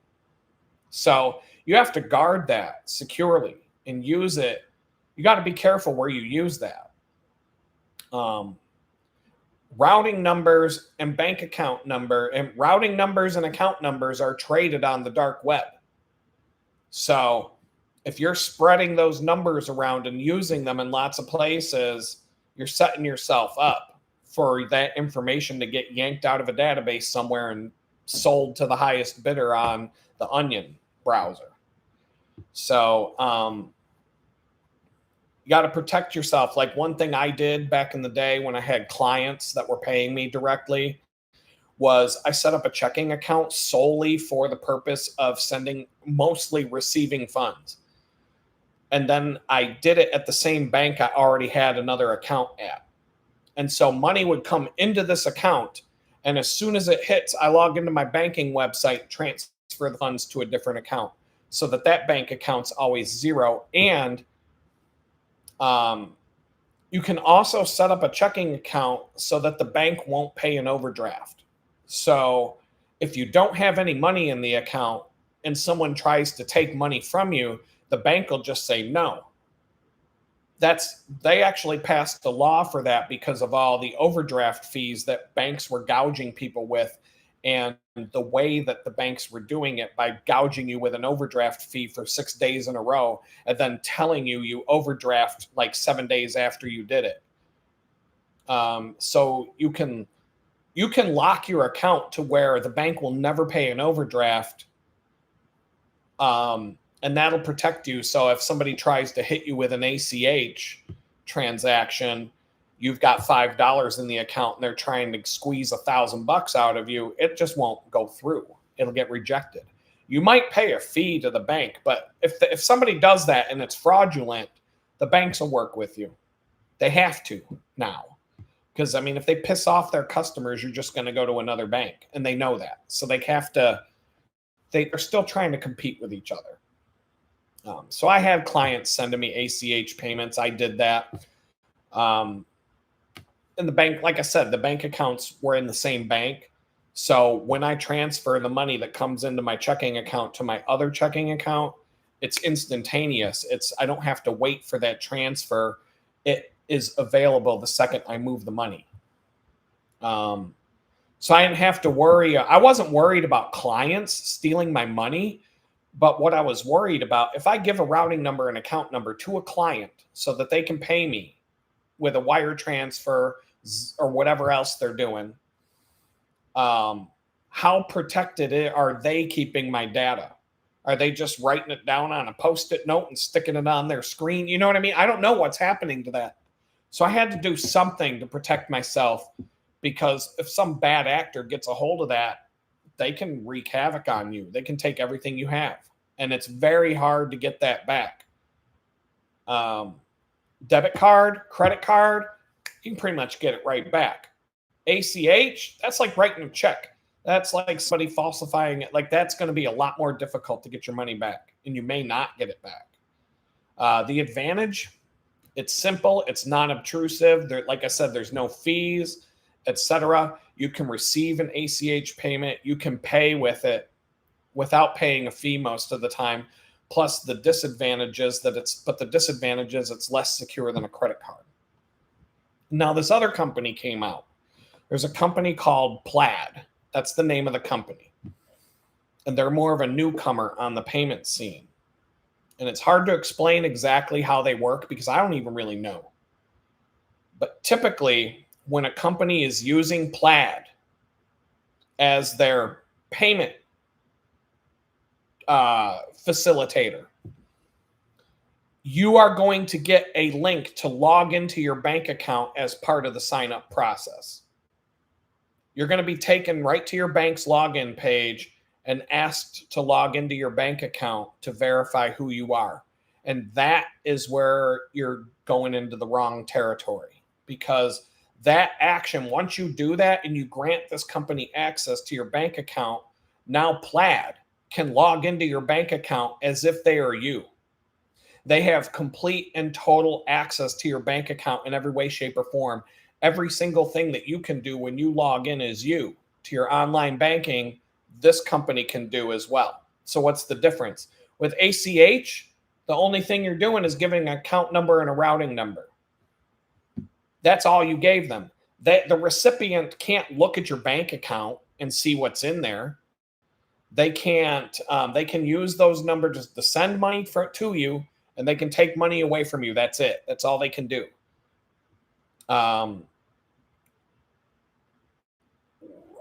I know a guy. Here's the thing. Talk about ACH for another minute. I was in prison with a guy, pre-trial, who was facing 10 years in prison. I forget his name. I can't look it up. I've tried to find it. I can't use the details of the crime. You won't find it. I'm not telling you anything because I can't find him. I don't know his name. I can't find it. You won't find it. Could have been in Pittsburgh or Cleveland. I feel like it was Pittsburgh. But anyway, the guy told me that first thing he did, he used the dark web, got himself some fake IDs. Then he used those fake IDs to open up online banking accounts with different banks. He also used the fake IDs to get post office boxes to have the debit cards mailed to. So now he's got a whole bunch of checking accounts under fake names with fake IDs, but he has the physical cards for all the accounts. So then he set up a payment processing accounts that do ACH transactions, pretending to be a business or something like that. He then goes on the dark web and he buys thousands, tens of thousands of routing numbers and account numbers of businesses that were being sold in packages. He said he had like 10,000 of them. So then he goes into his payment processing software and he creates invoices to the tune of about $100 to $150 each, just random numbers, $127.32 from, this or that or the other thing. And he blasts out payments to all these small invoices to 10,000 companies at once.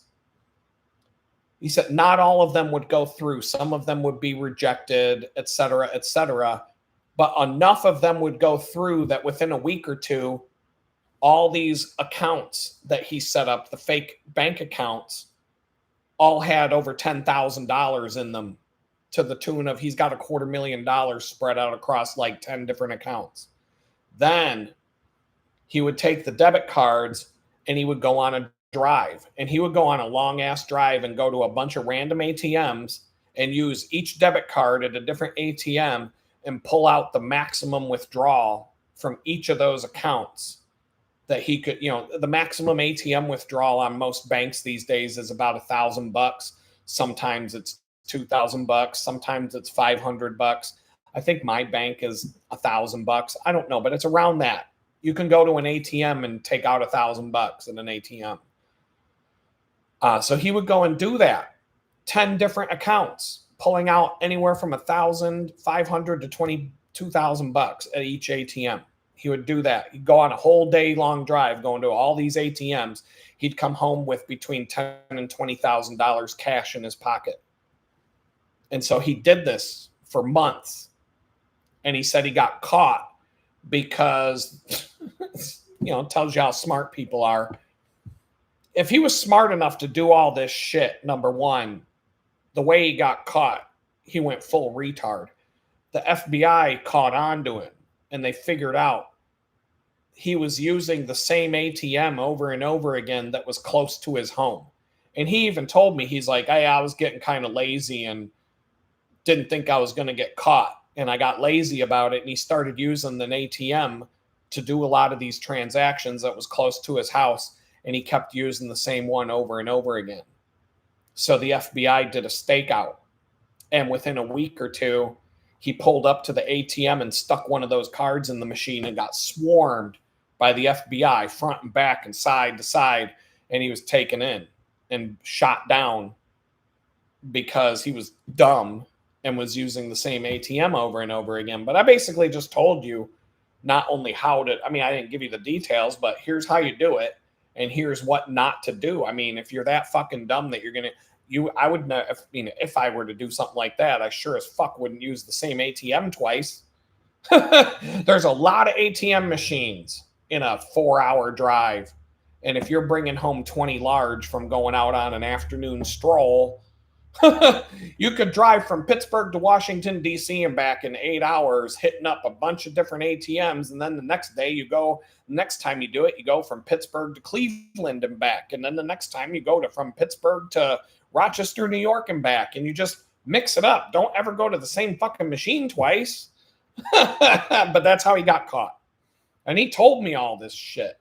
So he was asking me computer questions, thinking I was some sort of computer expert. And I'm just like, he told me way too much. But anyway, so that's ACH. All he had was business name, routing number, account number, puts that into a what do you call it? A thing. And payment processing app.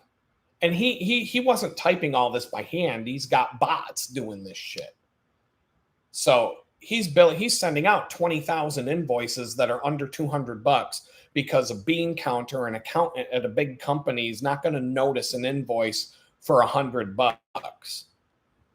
Like when they're reconciling their accounts at the end of a month or a quarter, they might go, what is this? And they might go, let's go talk to Johnny in HR and see what this $100 is. By the time they track down the $100 discrepancy, and at the point it's like it's $100, are they going to report it to the FBI? You know what I mean? Like, so if he was trying to ding all these companies with $20,000 shots, that would have shut him right down fast.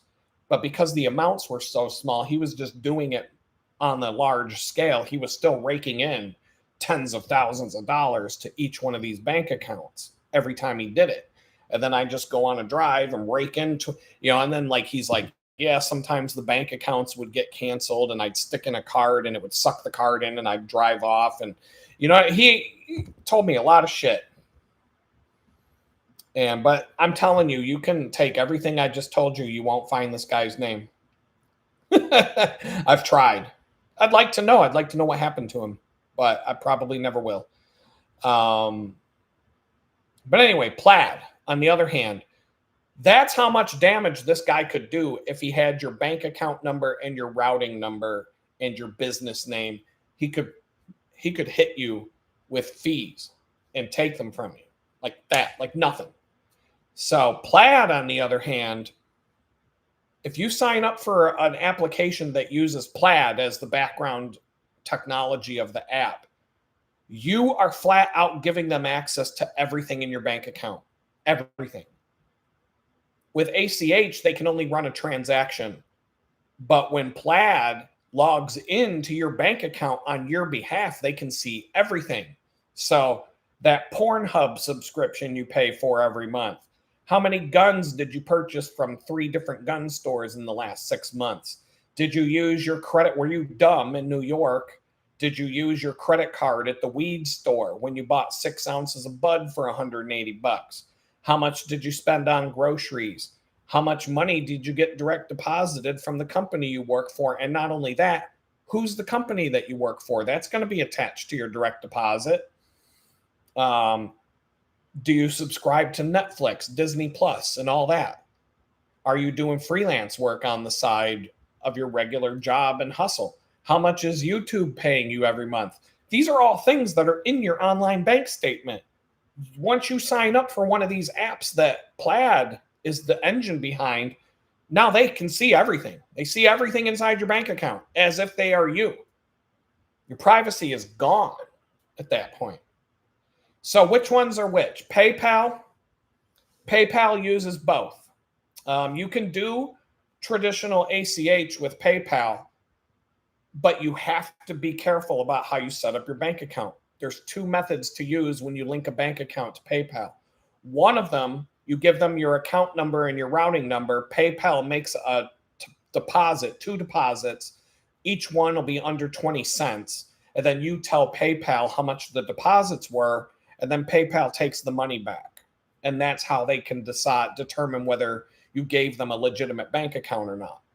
The other way that PayPal links to your bank account, they'll send you directly to your bank's login screen and tell you to log into your bank account.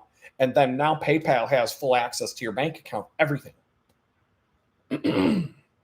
Zelle uses ACH. It does not use. So I had to look into this. This is why I didn't want to use Zelle, because I'm like, if Zelle is tied in with Plaid, fuck no.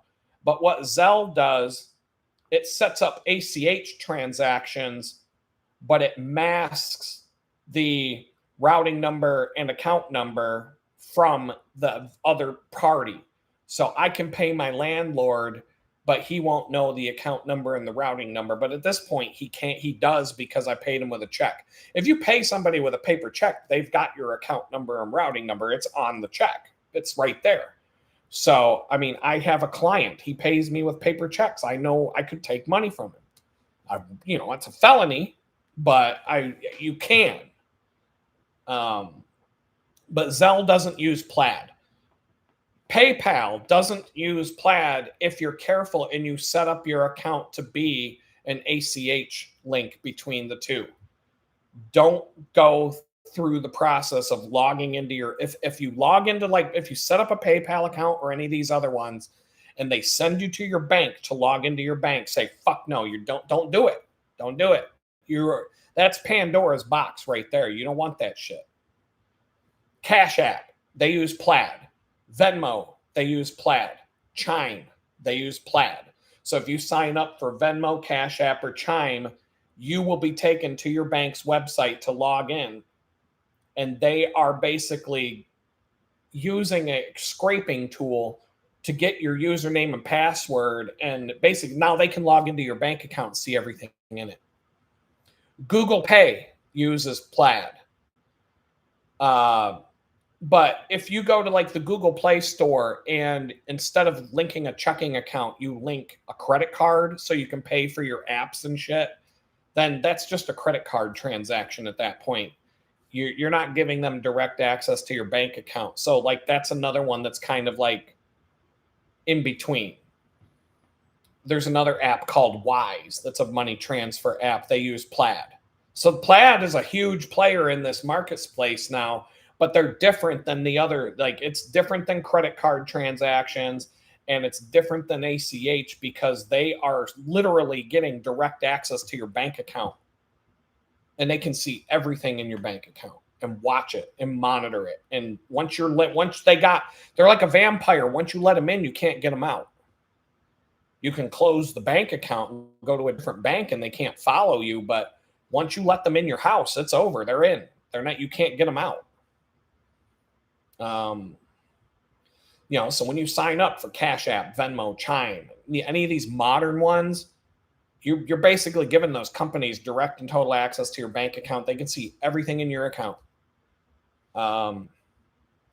They can monitor everything you do. They'll tell you that they can't do it. They're full of shit. I'm telling you, they're full of shit. They can. The way that their technology works allows them to just log in as you, as if they are you. Even the banks, like I had a bank account that warned me not to use anything from them. My bank, major national bank, was saying, we are not responsible for anything that happens to you if you tie your bank account to any of these Cash App, Venmo, and all that shit, because you are giving these companies way too much power over your bank account, and there's nothing we can do to stop them. That was a warning from my bank to not use Venmo, to not use Cash App and all that shit. So once again, if you're going to use those, Venmo, Cash App, that kind of shit, set up a separate bank account for that purpose and don't use it for anything else. And that will give you a layer of protection from any bad shit that they can do to you or watch, or, your Pornhub subscription, your OnlyFans, all the different girls that you look at on OnlyFans, all that shit you don't want people looking at. You can keep that out of their prying eyes by setting up another account just for those apps to talk to. You just have to be smart about that shit. I'm not saying don't do it. I won't do it. Fuck that. I don't need it. I don't need Cash App or any of that garbage. But if you're going to go that way, you need to be safe, be careful. But now I've seen okay, so they're using Plaid, this new technology now, when you do loan applications, credit card applications, applying for a car loan. I've seen it, auto insurance, more. It's the way you're going to know that they're doing this to you is at any point during the application process. If you're trying to take out a car loan, you're applying for a credit card, you're trying to get auto insurance or any other thing, and you run into a screen where it says, we need you to log into your bank account so that we can check on you. Fucking run the fuck away from that. Close that browser window and say, you know what? I don't need this loan. I don't need this credit card. I don't need this car insurance because I don't need these motherfuckers logging into my bank account to see everything that's in it. They're going to tell you like a loan processing company. I remember applying for an auto loan, and they told me I would have to grant them access to my checking account so that they could verify my income. And I'm like, the fuck you are? You can verify my income in other ways. You're not getting fucking login to my bank account, you fucking scumbags. No. But that's what they're trying to do. They're trying to get your all these dumb motherfuckers out there, these Cash App retards. These people fall for that shit. Young people, they don't know what they're signing up for when they, this is the generation that signs up for iTunes. And when you get the 150-page legal document that you're supposed to agree to, you just say, okay. And you didn't know that you were agreeing that your mouth can get sewn to the butthole of another person, and then another person who signed up for iTunes can have their mouth sewn to your butthole in a human centipede. Like that was a South Park episode, but they don't know nobody knows what we're fucking signing up for when you hit that agree button. Nobody's got time to read a 50-page legal document before they hit the agree button to download a shitty app. But that's what they're doing. I mean, I guarantee you read that shit, you're going to find out you just gave that company access to your bank account. And so you get the idea. Don't do it. Plaid is a no, don't do it. Avoid that shit. Any, like, you'll recognize it right away because you'll be applying for something and they are going to say, we need you to log into your bank account, and your login screen to your bank is going to show up in front of you, and it's going to be wrapped around another app saying you need to log into your bank so we can see you log into your bank. Like, so you're basically, we need your username and password so we can log into your bank account whenever we want. That's what they're doing. That's what they're giving you. That's what they're getting from you. Stay the fuck away from that. That's like, I can't even, like, oh my God, like, that's your private life right there. And don't give that up. I mean, there's nothing that you need that bad that you got to give somebody your login information for your online banking to get it. There's nothing. But when that shit came up during a car loan application, I was like, fuck you, I'm out. And I got a better loan at a better interest rate from someone else who didn't do that to me. So, I mean, I'm just saying, don't do it.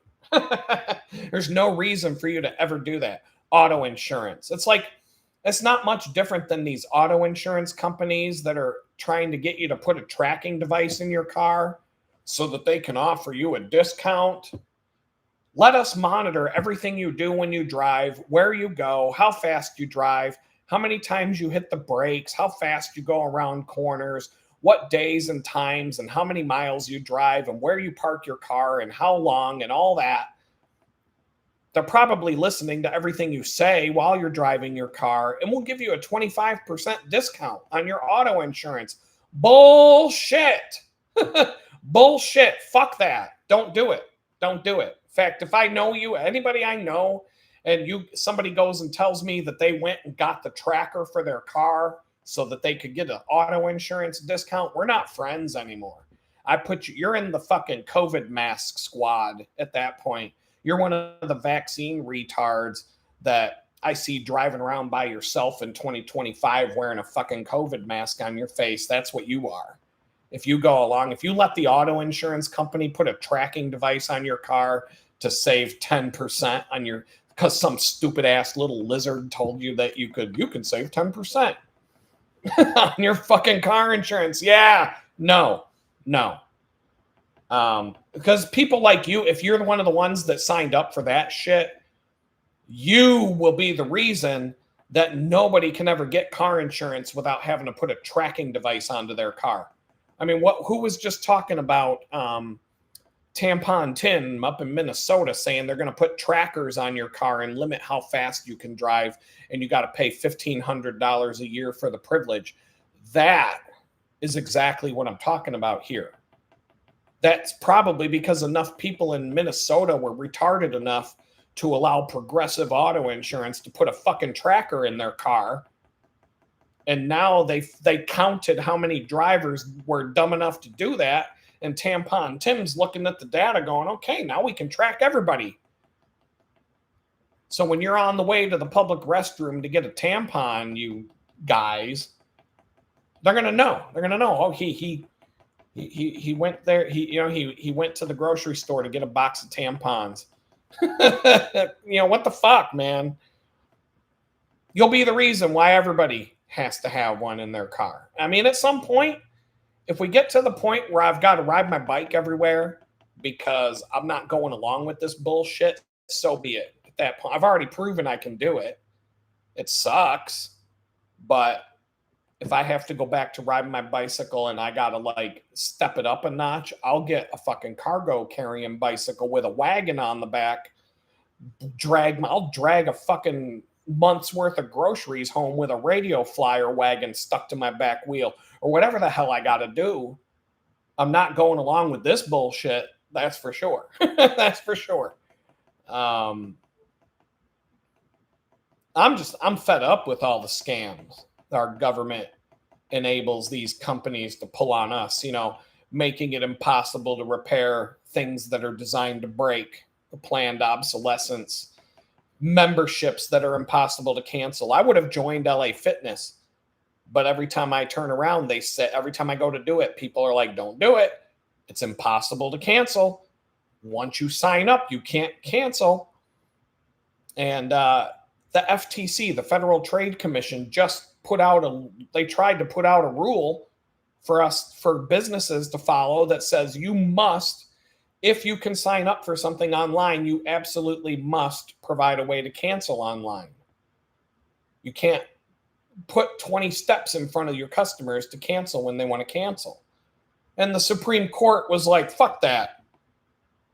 These EPA, CIA, fucking all these alphabet agencies make up rules. The ATF can say this gun's illegal, and now that gun's illegal. And next month they can say, oh, my bad, that gun's legal now.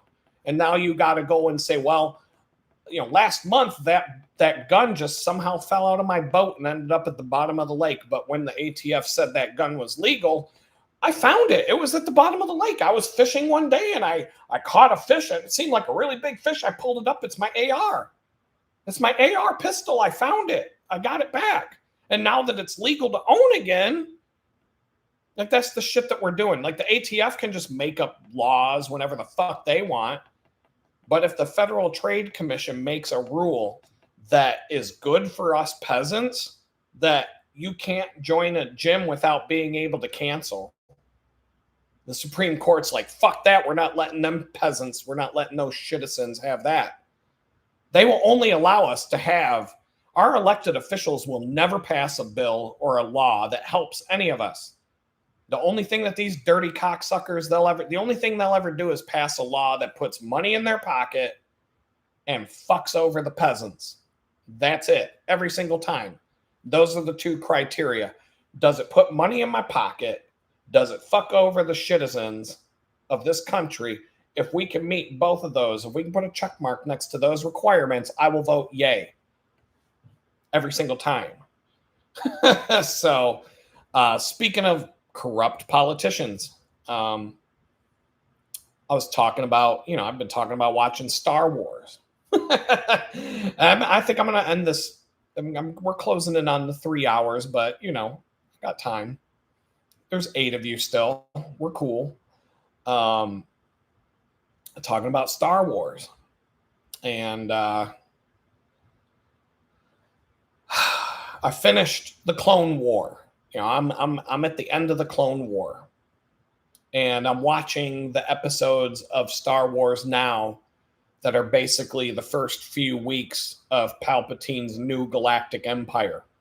And one of the first things that Palpatine did when he became the Emperor was make everybody get something called a chain code. And what is a chain code? You cannot buy or sell anything. You cannot use Republic credits because now they're useless because the Republic no longer exists. So you have to go and trade in your Republic credits to get Galactic Empire, Imperial credits. And you can't have Imperial credits or spend them without getting what's called a chain code. You can't travel without a chain code. You can't own a spaceship without a chain code. The chain code is a digital ID. I mean, we're talking about how they're trying to make everybody get a digital ID to where you can't even be on the internet, let alone do anything without some sort of digital ID. But that's the first thing. After Palpatine killed the Jedi and took over the Empire, took over the Republic and turned it into the Empire, the first thing he did was set up a digital ID for everybody in the galaxy. And if you don't get the digital ID, you can't eat, you can't work, you can't travel. The mark of the beast. And it was called a chain code. So, I mean, there's a lot of idiots in America right now that can't see what's happening right in front of them. Bitcoins are the slave coin. All these fucking Bitcoins and whatever you want to call it, Ethereum, Bitcoin, Trump coin, meme coin, the Hawk Tuah coin, whatever the fuck, whatever coin it is, it's a slave coin. It's even more of a slave coin than your cash or your digital banking cards. And how did I know this? I've been saying this since the beginning. Everybody, here comes my tinfoil hat, putting that on. But I've been saying this since the thing came out because of the language that they use. They tell you right to your face. Whenever these elite douchebags are about to do something shitty to you, they'll plain as day, say it right to your face. Like that's like this weird Illuminati requirement that they have to tell you what they're going to do to you before they do it to you, because if you don't fight back, then that's your consent. That is the same as you downloading iTunes and going through the 50-page legal document and saying that you agree to have your mouth sewn onto the butthole of another iTunes user, and then having another iTunes user's mouth sewn to your butthole, just like the South Park episode, because you have given them consent by hitting that agree button to whatever's in that 150-page document that nobody ever read. The lawyers don't even read. The lawyers don't even read that shit. 50 fucking lawyers wrote like 2 pages of it. No, there's no lawyer at Apple that knows what's in that. Nobody knows what's in this shit. Apple don't even know. What do they call it? The system that tracks the Bitcoins going back and forth and the spending and who's got what Bitcoins and who's got these Bitcoins and everything. What is it called? It's called the blockchain. The blockchain. All right, does anybody know what a block and chain is? Well, traditionally, a block and chain is a big concrete block with a big heavy chain hanging off of it that you clamp down to a prisoner so that a prisoner can't escape. A big clamp around a prisoner's ankle with a big chain hooked to a concrete block. That's a block and chain. So why do you think they call the crypto network the blockchain? Right? It's a permanent record. The blockchain is a permanent record of every transaction that has ever taken place with Bitcoins. When a Bitcoin goes from one wallet to another, there's a permanent record of that. Permanent. It goes all the way back to the first Bitcoin. It's billions and billions of transactions now, but every single transaction is in that blockchain. You don't think that these people that made this shit are smart enough to tie the digital ID of the blockchain to the person who did the transaction? They're saying, oh, it's anonymous. Well, can you pay rent with a Bitcoin? No. Can you pay your bills with a Bitcoin? No. You can buy a couple things here and there if you got some Bitcoin by paying with Bitcoin and getting Bitcoin back. I can't pay my fucking bills with a Bitcoin. I can't pay my Adobe subscription with Bitcoin. I can't pay my rent. I can't pay my electric bill with a Bitcoin. At some point, that Bitcoin gets turned into dollars or whatever. And now they know who you are. Now they can just look at the blockchain, the block and chain that you're shackled to, and they see everything you ever fucking spent a Bitcoin on. You know what I mean? This is not anonymous, like they say. It's kind of anonymous, but as soon as you try to use the money, you're not anonymous anymore. The whole thing's a fucking joke. It's literally the blockchain. The block and chain is literally the groundwork for Emperor Palpatine's new galactic empire, or the New World Order, Mark of the Beast system. It's literally that. That the Bitcoin, all this digital currency, is literally the system that they're building for the Mark of the Beast. That's what it will be. That it will be right on that. So, I keep hearing people to this day. I just had somebody like 2 days ago say they wish they could pay me with Bitcoin because we need to get out of these dollars. And I'm like, yeah, I mean, the fiat currency system that the Federal Reserve set up is no better, but Bitcoin's not better. It's not. They're going to crash the Federal Reserve System on purpose. The dollar from 1913 is worth 2 cents today, or 2 cents. The dollar has lost 98% of its value. It may even be 99% of its value. So what you could buy for a penny in 1913 when the Federal Reserve was created now costs 99 cents, because the dollar has lost 99% of its value. So if you hired, I always say it this way, I'm like, if you hired a financial advisor to handle your portfolio? How much of your portfolio would you let them lose before you fire them? 99%?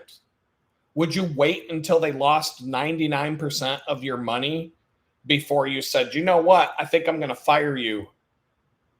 I might be firing them after like 10%. What about you? How long would you wait? Oh, they've lost 99% of the value of my portfolio, but I think I'm going to give them another chance. I think they're going to turn it around. That's what we've done. That's what the Federal Reserve Bank is. It's not a bank. It's not federal. It's not a reserve. They made a bunch of fake fucking money and put it out in the system. We have to pay them back for that with interest. Every single country on earth has a national debt. Who the fuck do we owe the money to? Every single country on earth has trillions of dollars of national debt. To who? To who? If every country on earth has a national debt, every single country on earth owns trillions of dollars in national debt. To who? To who? It would make more sense if there were like a couple of countries that were owed a bunch of money and a bunch of poor ass countries that were in debt to the big countries that are rich. But every country on earth has a national debt that they owe. Who? The aliens? The Martians? The fucking, the people, the lizard people that live underground? Who the fuck do we owe the money to? You get like people just, oh, Adam's a tinfoil hat. Answer my question. I'm a tinfoil hat nut job. Answer the fucking question. Tell me, who do we owe the fucking money to? We have $35 trillion in national debt. To who? China? China has trillions of dollars of national debt. Who the fuck do they owe it to? Who the fuck? We know. It's the central banks, the privately owned central banks. They created our currency, and then they shot the value down through the roof by creating inflation, by adding more and more currency to the system and diluting the system so that the individual dollars aren't worth anything anymore. And they can buy whatever the fuck they want because they just print enough money to buy whatever they need. But we're stuck making the same amount of money we were 20 years ago, but now a fucking steak. I used to be able to go to Ruth's Chris Steakhouse and eat a fucking ribeye for $40. Now a raw ribeye steak at the fucking grocery store is $45. And I gotta cook the fucking thing myself. That's the result of our currency that used to be worth this much. Now it's lost 99% of its value and you can't buy anything with it anymore. And they're still trying to tell you, oh, we just got to let them, they're about to turn the whole ship around any day now. Any day now, they're going to fix this. Trump's going to give you a $2,000 check and a 50-year mortgage for your house. How many times? Okay. How many times has my tinfoil hat nut job ass told you that you don't own your house? And y'all argue with me about how you own your house. And now you're going to have a 50-year mortgage for your fucking house. And some of you people are 60 years old. You're going to live to 110 before you pay off your house with your 50-year mortgage. And how much is that house going to cost? Your $600,000 house with your 50-year mortgage is going to cost $8 million by the time you're done paying that loan off after you paid all the interest and the taxes and everything else. Shit. Keep telling me you own your house while you're paying your 50-year mortgage. Crying out loud. Thanks, Donald Trump. I'll take that $2,000 in my 50-year mortgage. I'll get like 3 ribeye steaks, a small basket of groceries, and I'll be able to put gas in my car for a couple weeks and it's gone. Thanks, Trump. But it's almost 3 hours in and I've got like, I could just go on and on and on. Because I just, I take a few notes here and there. And all I need is like a little bullet point in front of me. And I can just go go right down I can just talk about each line of text that I write down for 20 minutes. I got a whole bunch more. I got a whole bunch more lines of text that I wrote down. And it goes right along with what I'm talking about today. Boy, really, I could go for another hour, but I can't. I physically can't. Um, the moral of the story of my week with the juggling of the money and all that stuff was don't overspend again. Like if I get to the point where I'm down, I got to treat having $1,000 in my bank account as if it's zero and pretend that I don't have any money. That way, if I need a car repair, if I need something, I can tap into that. But I can't be like, oh, I want to get some stuff done around the house and buy a couple things on Amazon, like my workbench back there, and some something for my bed, or a piece of furniture or whatever the hell. I got to get a couch still. That's the one thing I'm missing from this house to complete the deal. $1,000 in my checking account now is zero. Means I have nothing.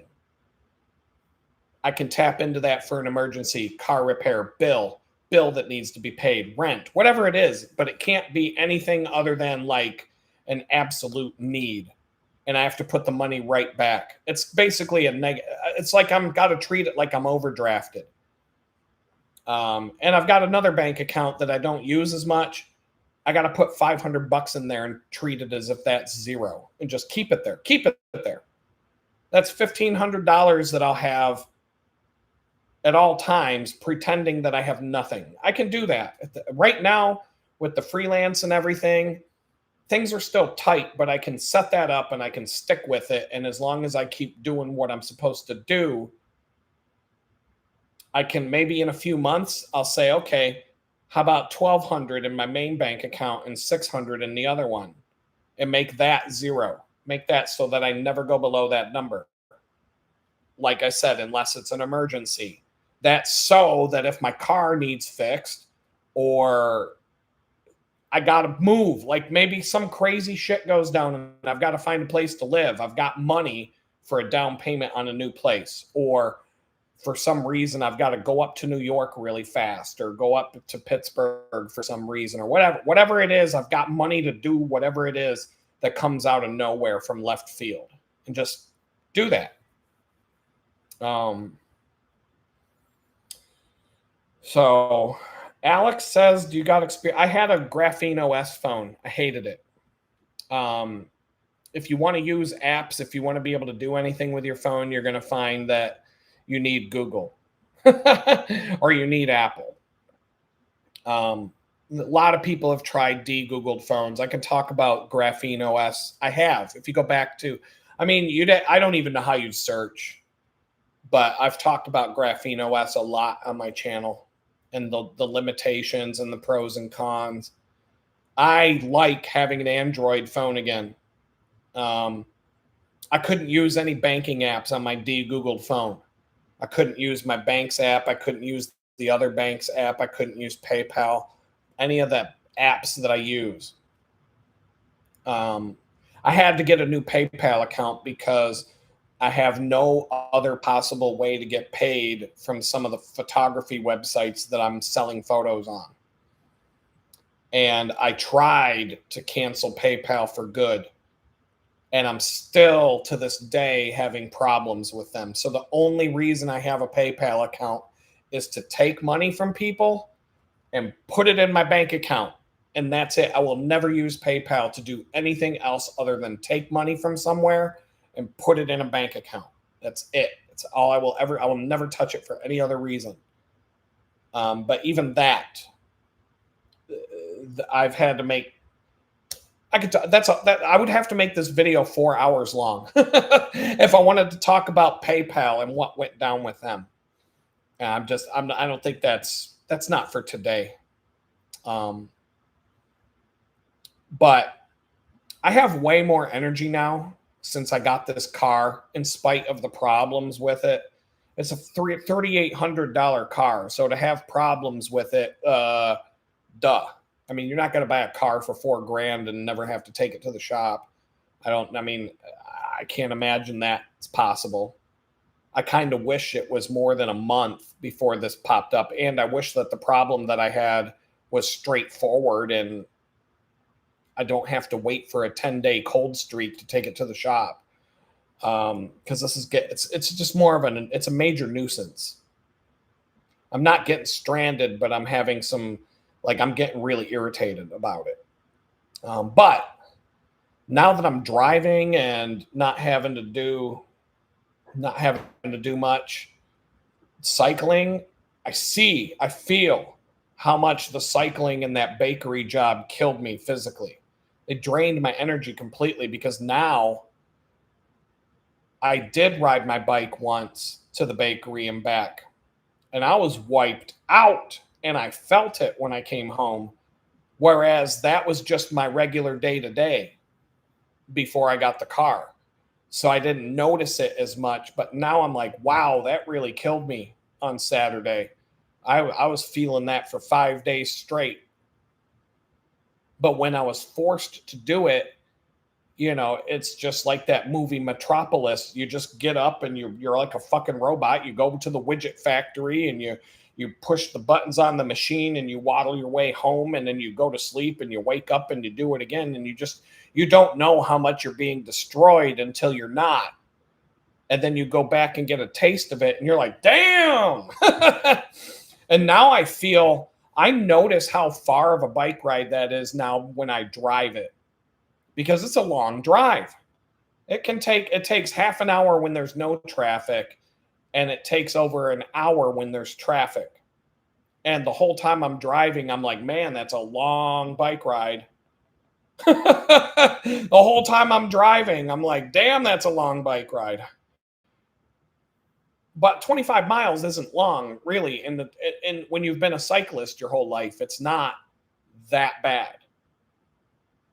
But when you're on a bicycle, you don't notice it as much because you're more in tune with your surroundings and you're getting the exercise, and you're just more in tune with everything. When you're in a car, when we sit in our cars, we're just mad.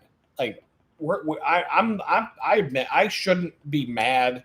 I got no reason to be mad, and somebody cuts me off. I'm like, go to hell, you motherfucker. I'm just mad. I have that road rage. New York in me. It's the New York in me. I'm never going to be able to get rid of it, but I notice like how angry I get. And I'm like, I'm chilling in a freaking rolling couch, listening to music. I got no time. I don't have to be home. It doesn't matter what time I get home. There's nothing that I have to be on time for. And I'm getting mad because someone's driving slow. And I'm like, the only time I get mad on my bicycle is when somebody does something dangerous, honks at me, screams at me, or does something to me. But in the car, oh man, it's like any little thing. Middle finger comes right up. And we're all like that as a society. I don't know what it is about being in a car that makes everybody an asshole, but the nicest people you'd ever meet will be a complete asshole behind the wheel of a car as soon as you put them in there. I don't know anybody who's nice when they drive. I don't. Depends on where we are. Some places are nicer to drive than others. Houston sucks. So, I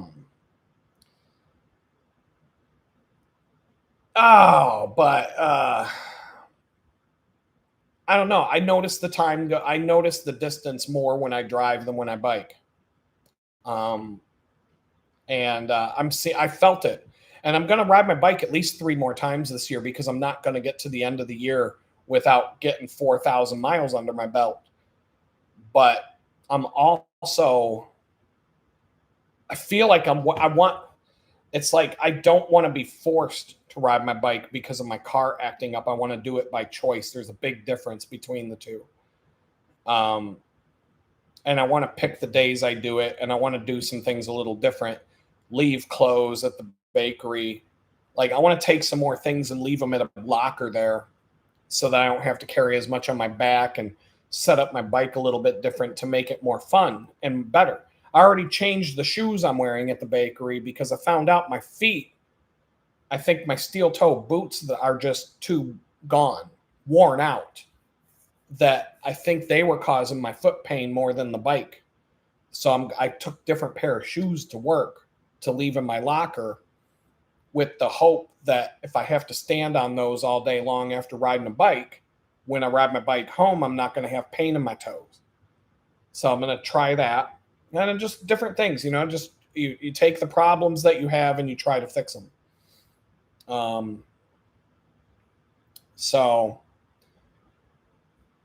But juggling the money, I haven't really been able to put money away since I moved out of my friend's house. It's just been month to month to month, just struggling. Every time the first of the month comes, I'm broke.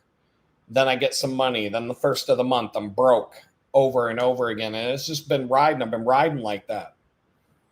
And then when I did get some money that fell out of the sky that allowed me to buy a car, it was like I had this scarcity mindset going on where I just went through my head and made a list of every single thing I wanted to get done with that whole scarcity mindset of I'm never going to have money again, so I have to do it now. If I don't do it now, I'll never get it done.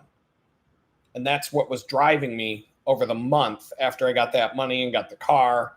I didn't spend any of it till I got the car. Then I got a bed. Then I got this. Then I got that workbench that you see behind me. And I got all these things done. And I knew that it would bring me more energy to make my home more comfortable. And that in turn would help me make more money because I can work harder. And it did. It did. It's having an effect. But the mindset of having to do it right now because the opportunity is going to be gone if I don't. So when rent came due at the beginning of November, I had enough to pay it, but barely. And I was like dependent on getting paid on time from one of my freelance jobs. And then that got held up because my neighbor was holding on to the check for 5 days. And I was supposed to get it last week. And so I had to shove off bills and not pay them. I had to juggle accounts. I had to do all this crap, begging for more time to pay this, more time to pay for that, turn off this thing for a week that I'm going to turn back on when I get paid. Like all this crap. I've got a list of about 8 different things I had to do to juggle. $15 here, $12 there, $130 there, all these juggling acts. And I'm like, this sucked. This week sucked. And if I had gotten paid on time with that check in the mail, I wouldn't have had to juggle any of that crap. It was last Friday that I woke up and was like, crap, now what do I do? Because the money wasn't here. And I was I thought it for sure. I'm like, for sure it'll be here on Saturday, and it wasn't. And then I find out it's been here since Thursday, and this fucking dude didn't put it in my box. Just had it sitting there. Oh, sorry. So that's a problem. I hope that doesn't happen again, because if it does, I'm gonna have to be a dick. I'm gonna have to do something shitty, and I don't want to be that guy. But I can't have people holding on to my mail for a week. Just leave. We talked about this earlier, but I should have put myself in a situation where I have cushion to handle something like that. And so now I'm in a rotation where I'm getting a freelance check every week. I'm billing a client every week. I'm 2 days late right now. I was supposed to send an invoice on Tuesday and it's Thursday, but I'm going to put 2 extra days of work on the invoice. So it's going to be for more money, 2 extra days, but it's going to throw out the rotation a little bit.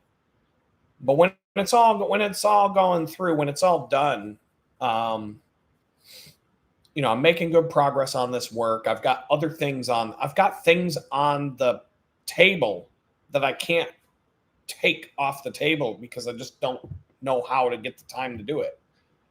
But I do have a lot more energy now because I put myself in a hole to make myself more comfortable physically and just mentally and stress. But at the same time, it caused some uncomfort and stress because of the financial impact. And so, but because of that extra energy, I'm busting my ass, working a lot harder now, and I'm making the money again. I'm generating weekly income now that's way better than it's been since I got out of my friend's house here in Houston. I'm getting a bakery paycheck every 2 weeks. I'm getting my bonus money from YouTube. That'll be here on the 20th. I should be getting 3 more checks in the mail from my freelance client before the end of the month. And I'll have at least 2 more invoices waiting to be paid by the first of the month. So when it all boils down to the first of the month, I'll have all of November's bills paid. I'll have rent for December paid. I'll have my car fixed, hopefully. And then the money that's left over is well above and beyond what I want to set aside. And that doesn't mean I'm going to run out and go on a spending spree, but I can at least be smart, and I can do some things that I want to do, and just kind of like, just try to build up a savings of, I'd like to have more money in the bank than I had when the money fell out of the sky to buy the car. At that point, if this car is a piece of shit, I can go trade it in for something different, and I'll have money to put on top of it. Or I'll be able to sell this car. I could even go buy another car, have 2 vehicles, and then sell this one at my leisure and take the most money I can get for it. So I'm trying to give myself more options, but I got to work my ass off now to make it happen. And so I'm ramping up. I'm not where I want to be, but I'm doing better than I was 2 months ago in terms of energy and putting in the time and doing what needs to be done. And I got things to get caught up on, and I'm just trying to roll with it at this point. So it's all moving in the right direction. And so even though I was down to like my last $10 to my name this week, I don't have to do that again. I'm just going to hoard money, get enough money set aside to go on a major grocery run and try. I got to also figure out how I'm going to store food in this tiny little house. But, apocalypse is just, it's running late. The devil's running late. I think he should have been here last week. So we don't got much time to get ready for the end. I just want to have enough food to last a little bit. When the shit hits the fan and everything's a free for all, I'll make my way to Pittsburgh, go hang out with my kids before the big mushroom cloud shows up in the sky. And hopefully I'll get to eat good too. But yeah, this week it was too much. I don't want to go through another week like this again. So that was my lesson. That was God's subtle nudge of, it was God nudging me to say, hey, be a little more careful, and you won't have to deal with this again. You won't have to have 4 or 5 days of stress like you just went through if you just make these little tweaks and changes in what you're doing. But I mean, $2,000, that's nothing in today's world. Like I said, I used to be able to I went grocery shopping today, and I had to take the small cart. They got 3 options at the grocery store. You got the big cart, then you got the tiny little cart that's like, it's got 4 wheels, but it's a little micro cart. And then you got the basket with the 2 handles that you can walk around with. And I used to be able to fill the big cart, and spend like $100 to $150 to fill that mother to the top. Now, I can't even fill one of them little baskets for $100. And that was my limit today. I'm like, spend $100. I have a big giant grocery list, and I have to pick the things on it that I want the most. And I get to $100, and I'm like, well, maybe someday I'll get everything on my list. Maybe someday but to get everything on my list, that's like $500. Because you get like 5 things in your cart, boom, $100. It's over. Go home. Time to go home. Like, I'm not spending any more than that. And I'm one freaking person. I used to be able to feed a family of 4 for less than that. I used to be able to fill a freaking shopping cart. And I used to be able to rock the coupon game. I could go and get $150 worth of groceries and pay $60. And even if I wasn't, even if I was too lazy to do the coupons and I'm paying full price, I could fill the cart for $150 would be like a mega shopping trip. Now that won't even fill the little fucking basket. A steak, one steak is $45 for a fucking steak. That steak used to be $9. A steak used to be $9 if it wasn't on sale. Now it's $45 fucking dollars for a steak. A bag of 4 chicken patties is $10. Used to be able to get a bag of 10 chicken patties for $10. This whole thing is such a and then Trump. Grocery prices are coming way down. I'm going to give you $2,000 in a 50-year mortgage. That'll help you out. Fuck you, peasants. Ha ha ha. I'm a billionaire. I'm getting a new ballroom, motherfuckers. Ha ha. And you're getting a $50 steak. Right? Fuck these people. Fuck them. If this is the reason why I'm shadow banned on YouTube because I say it like it is, then fuck it. It is what it is. I don't care. But it is 3 hours and 13 minutes. We won't even get the 2. I won't. I guarantee you, even if they give out the $2,000, I ain't getting a penny of it. I'm not going to get into the reasons why, but I won't see $1 of that. So I could give a fuck what they do. My claim to fame was I got Snap and EBT back when we were rolling in it. I was eating Ben and Jerry's and pizza and subs all summer long when I was homeless on your dime, and I'm proud of it. And when I came to Houston, I had like $400 on an EBT card. I ripped that shit. I went to the grocery store and I spent that. I filled my cart. I filled my cart when I moved here I filled a small cart, the small little push cart that I'm talking about that I used today, but I did that 4 times. I did that 4 times over the span of about 6 weeks so that I would have my own food at my friend's house. So plus I was every time they would go grocery shopping, I'd chip in, but I would also buy my own stuff. So I'm not just, eating off of their dime. But for the first month or so I was here, I had an EBT. New York shut off my EBT when I told them I was moving to Texas, but anything that was already left on the card was still filet mignon and lobster for me.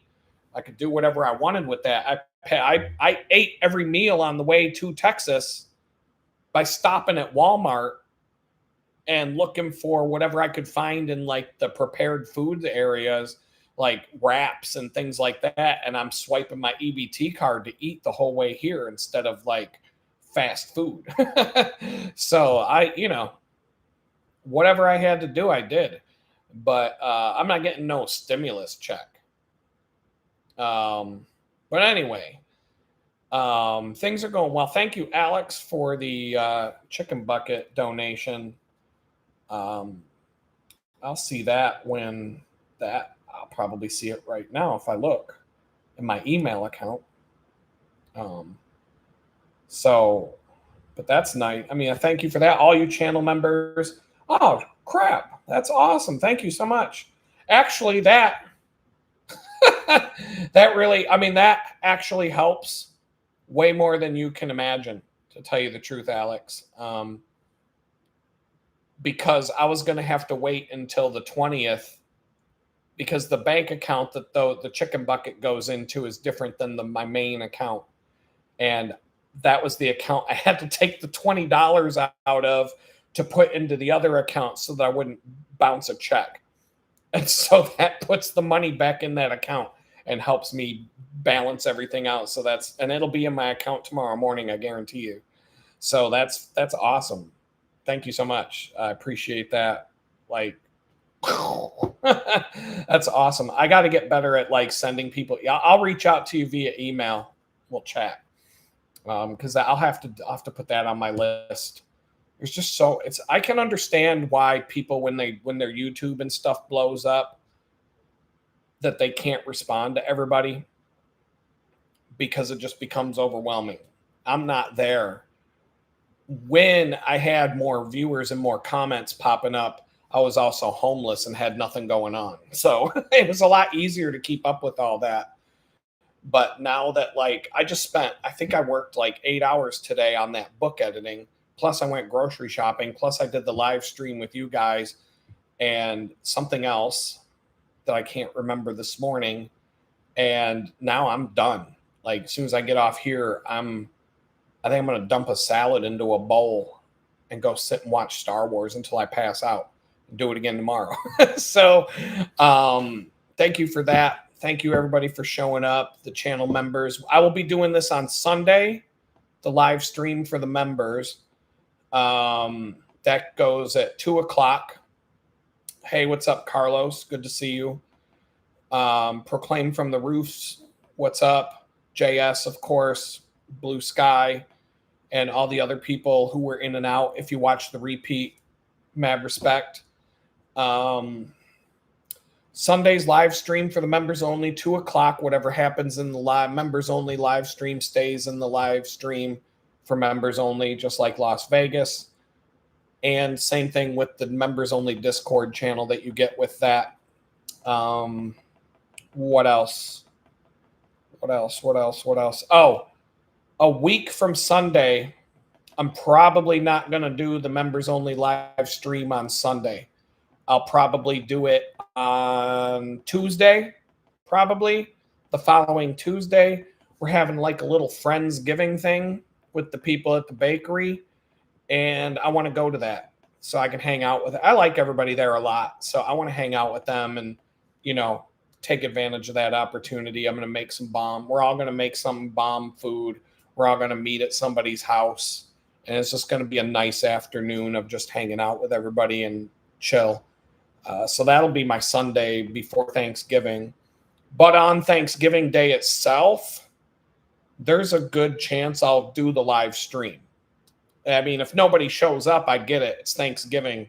Don't feel obligated at all. I mean, that's not, I wouldn't expect anybody to take off from their, I got to go check out Adam's live stream. Bye, everybody. No, go hang out with your family and do all that stuff. There's a chance I might be doing something on Thanksgiving, but I don't know. I don't have plans.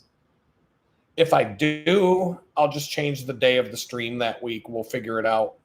But that wraps everything up for the night. Once again, thanks for coming out. It's been fun. Hopefully you learned something. Hopefully, I mean, it's cool to talk about. I try to come up with things to try to hopefully share what's going on with the chaos to comeback situation, but also share some knowledge with everybody and give you some information about, today's was the banking cartel, and who knows what next week will be. But with that, I'm going to say peace out, and I hope I see you all soon.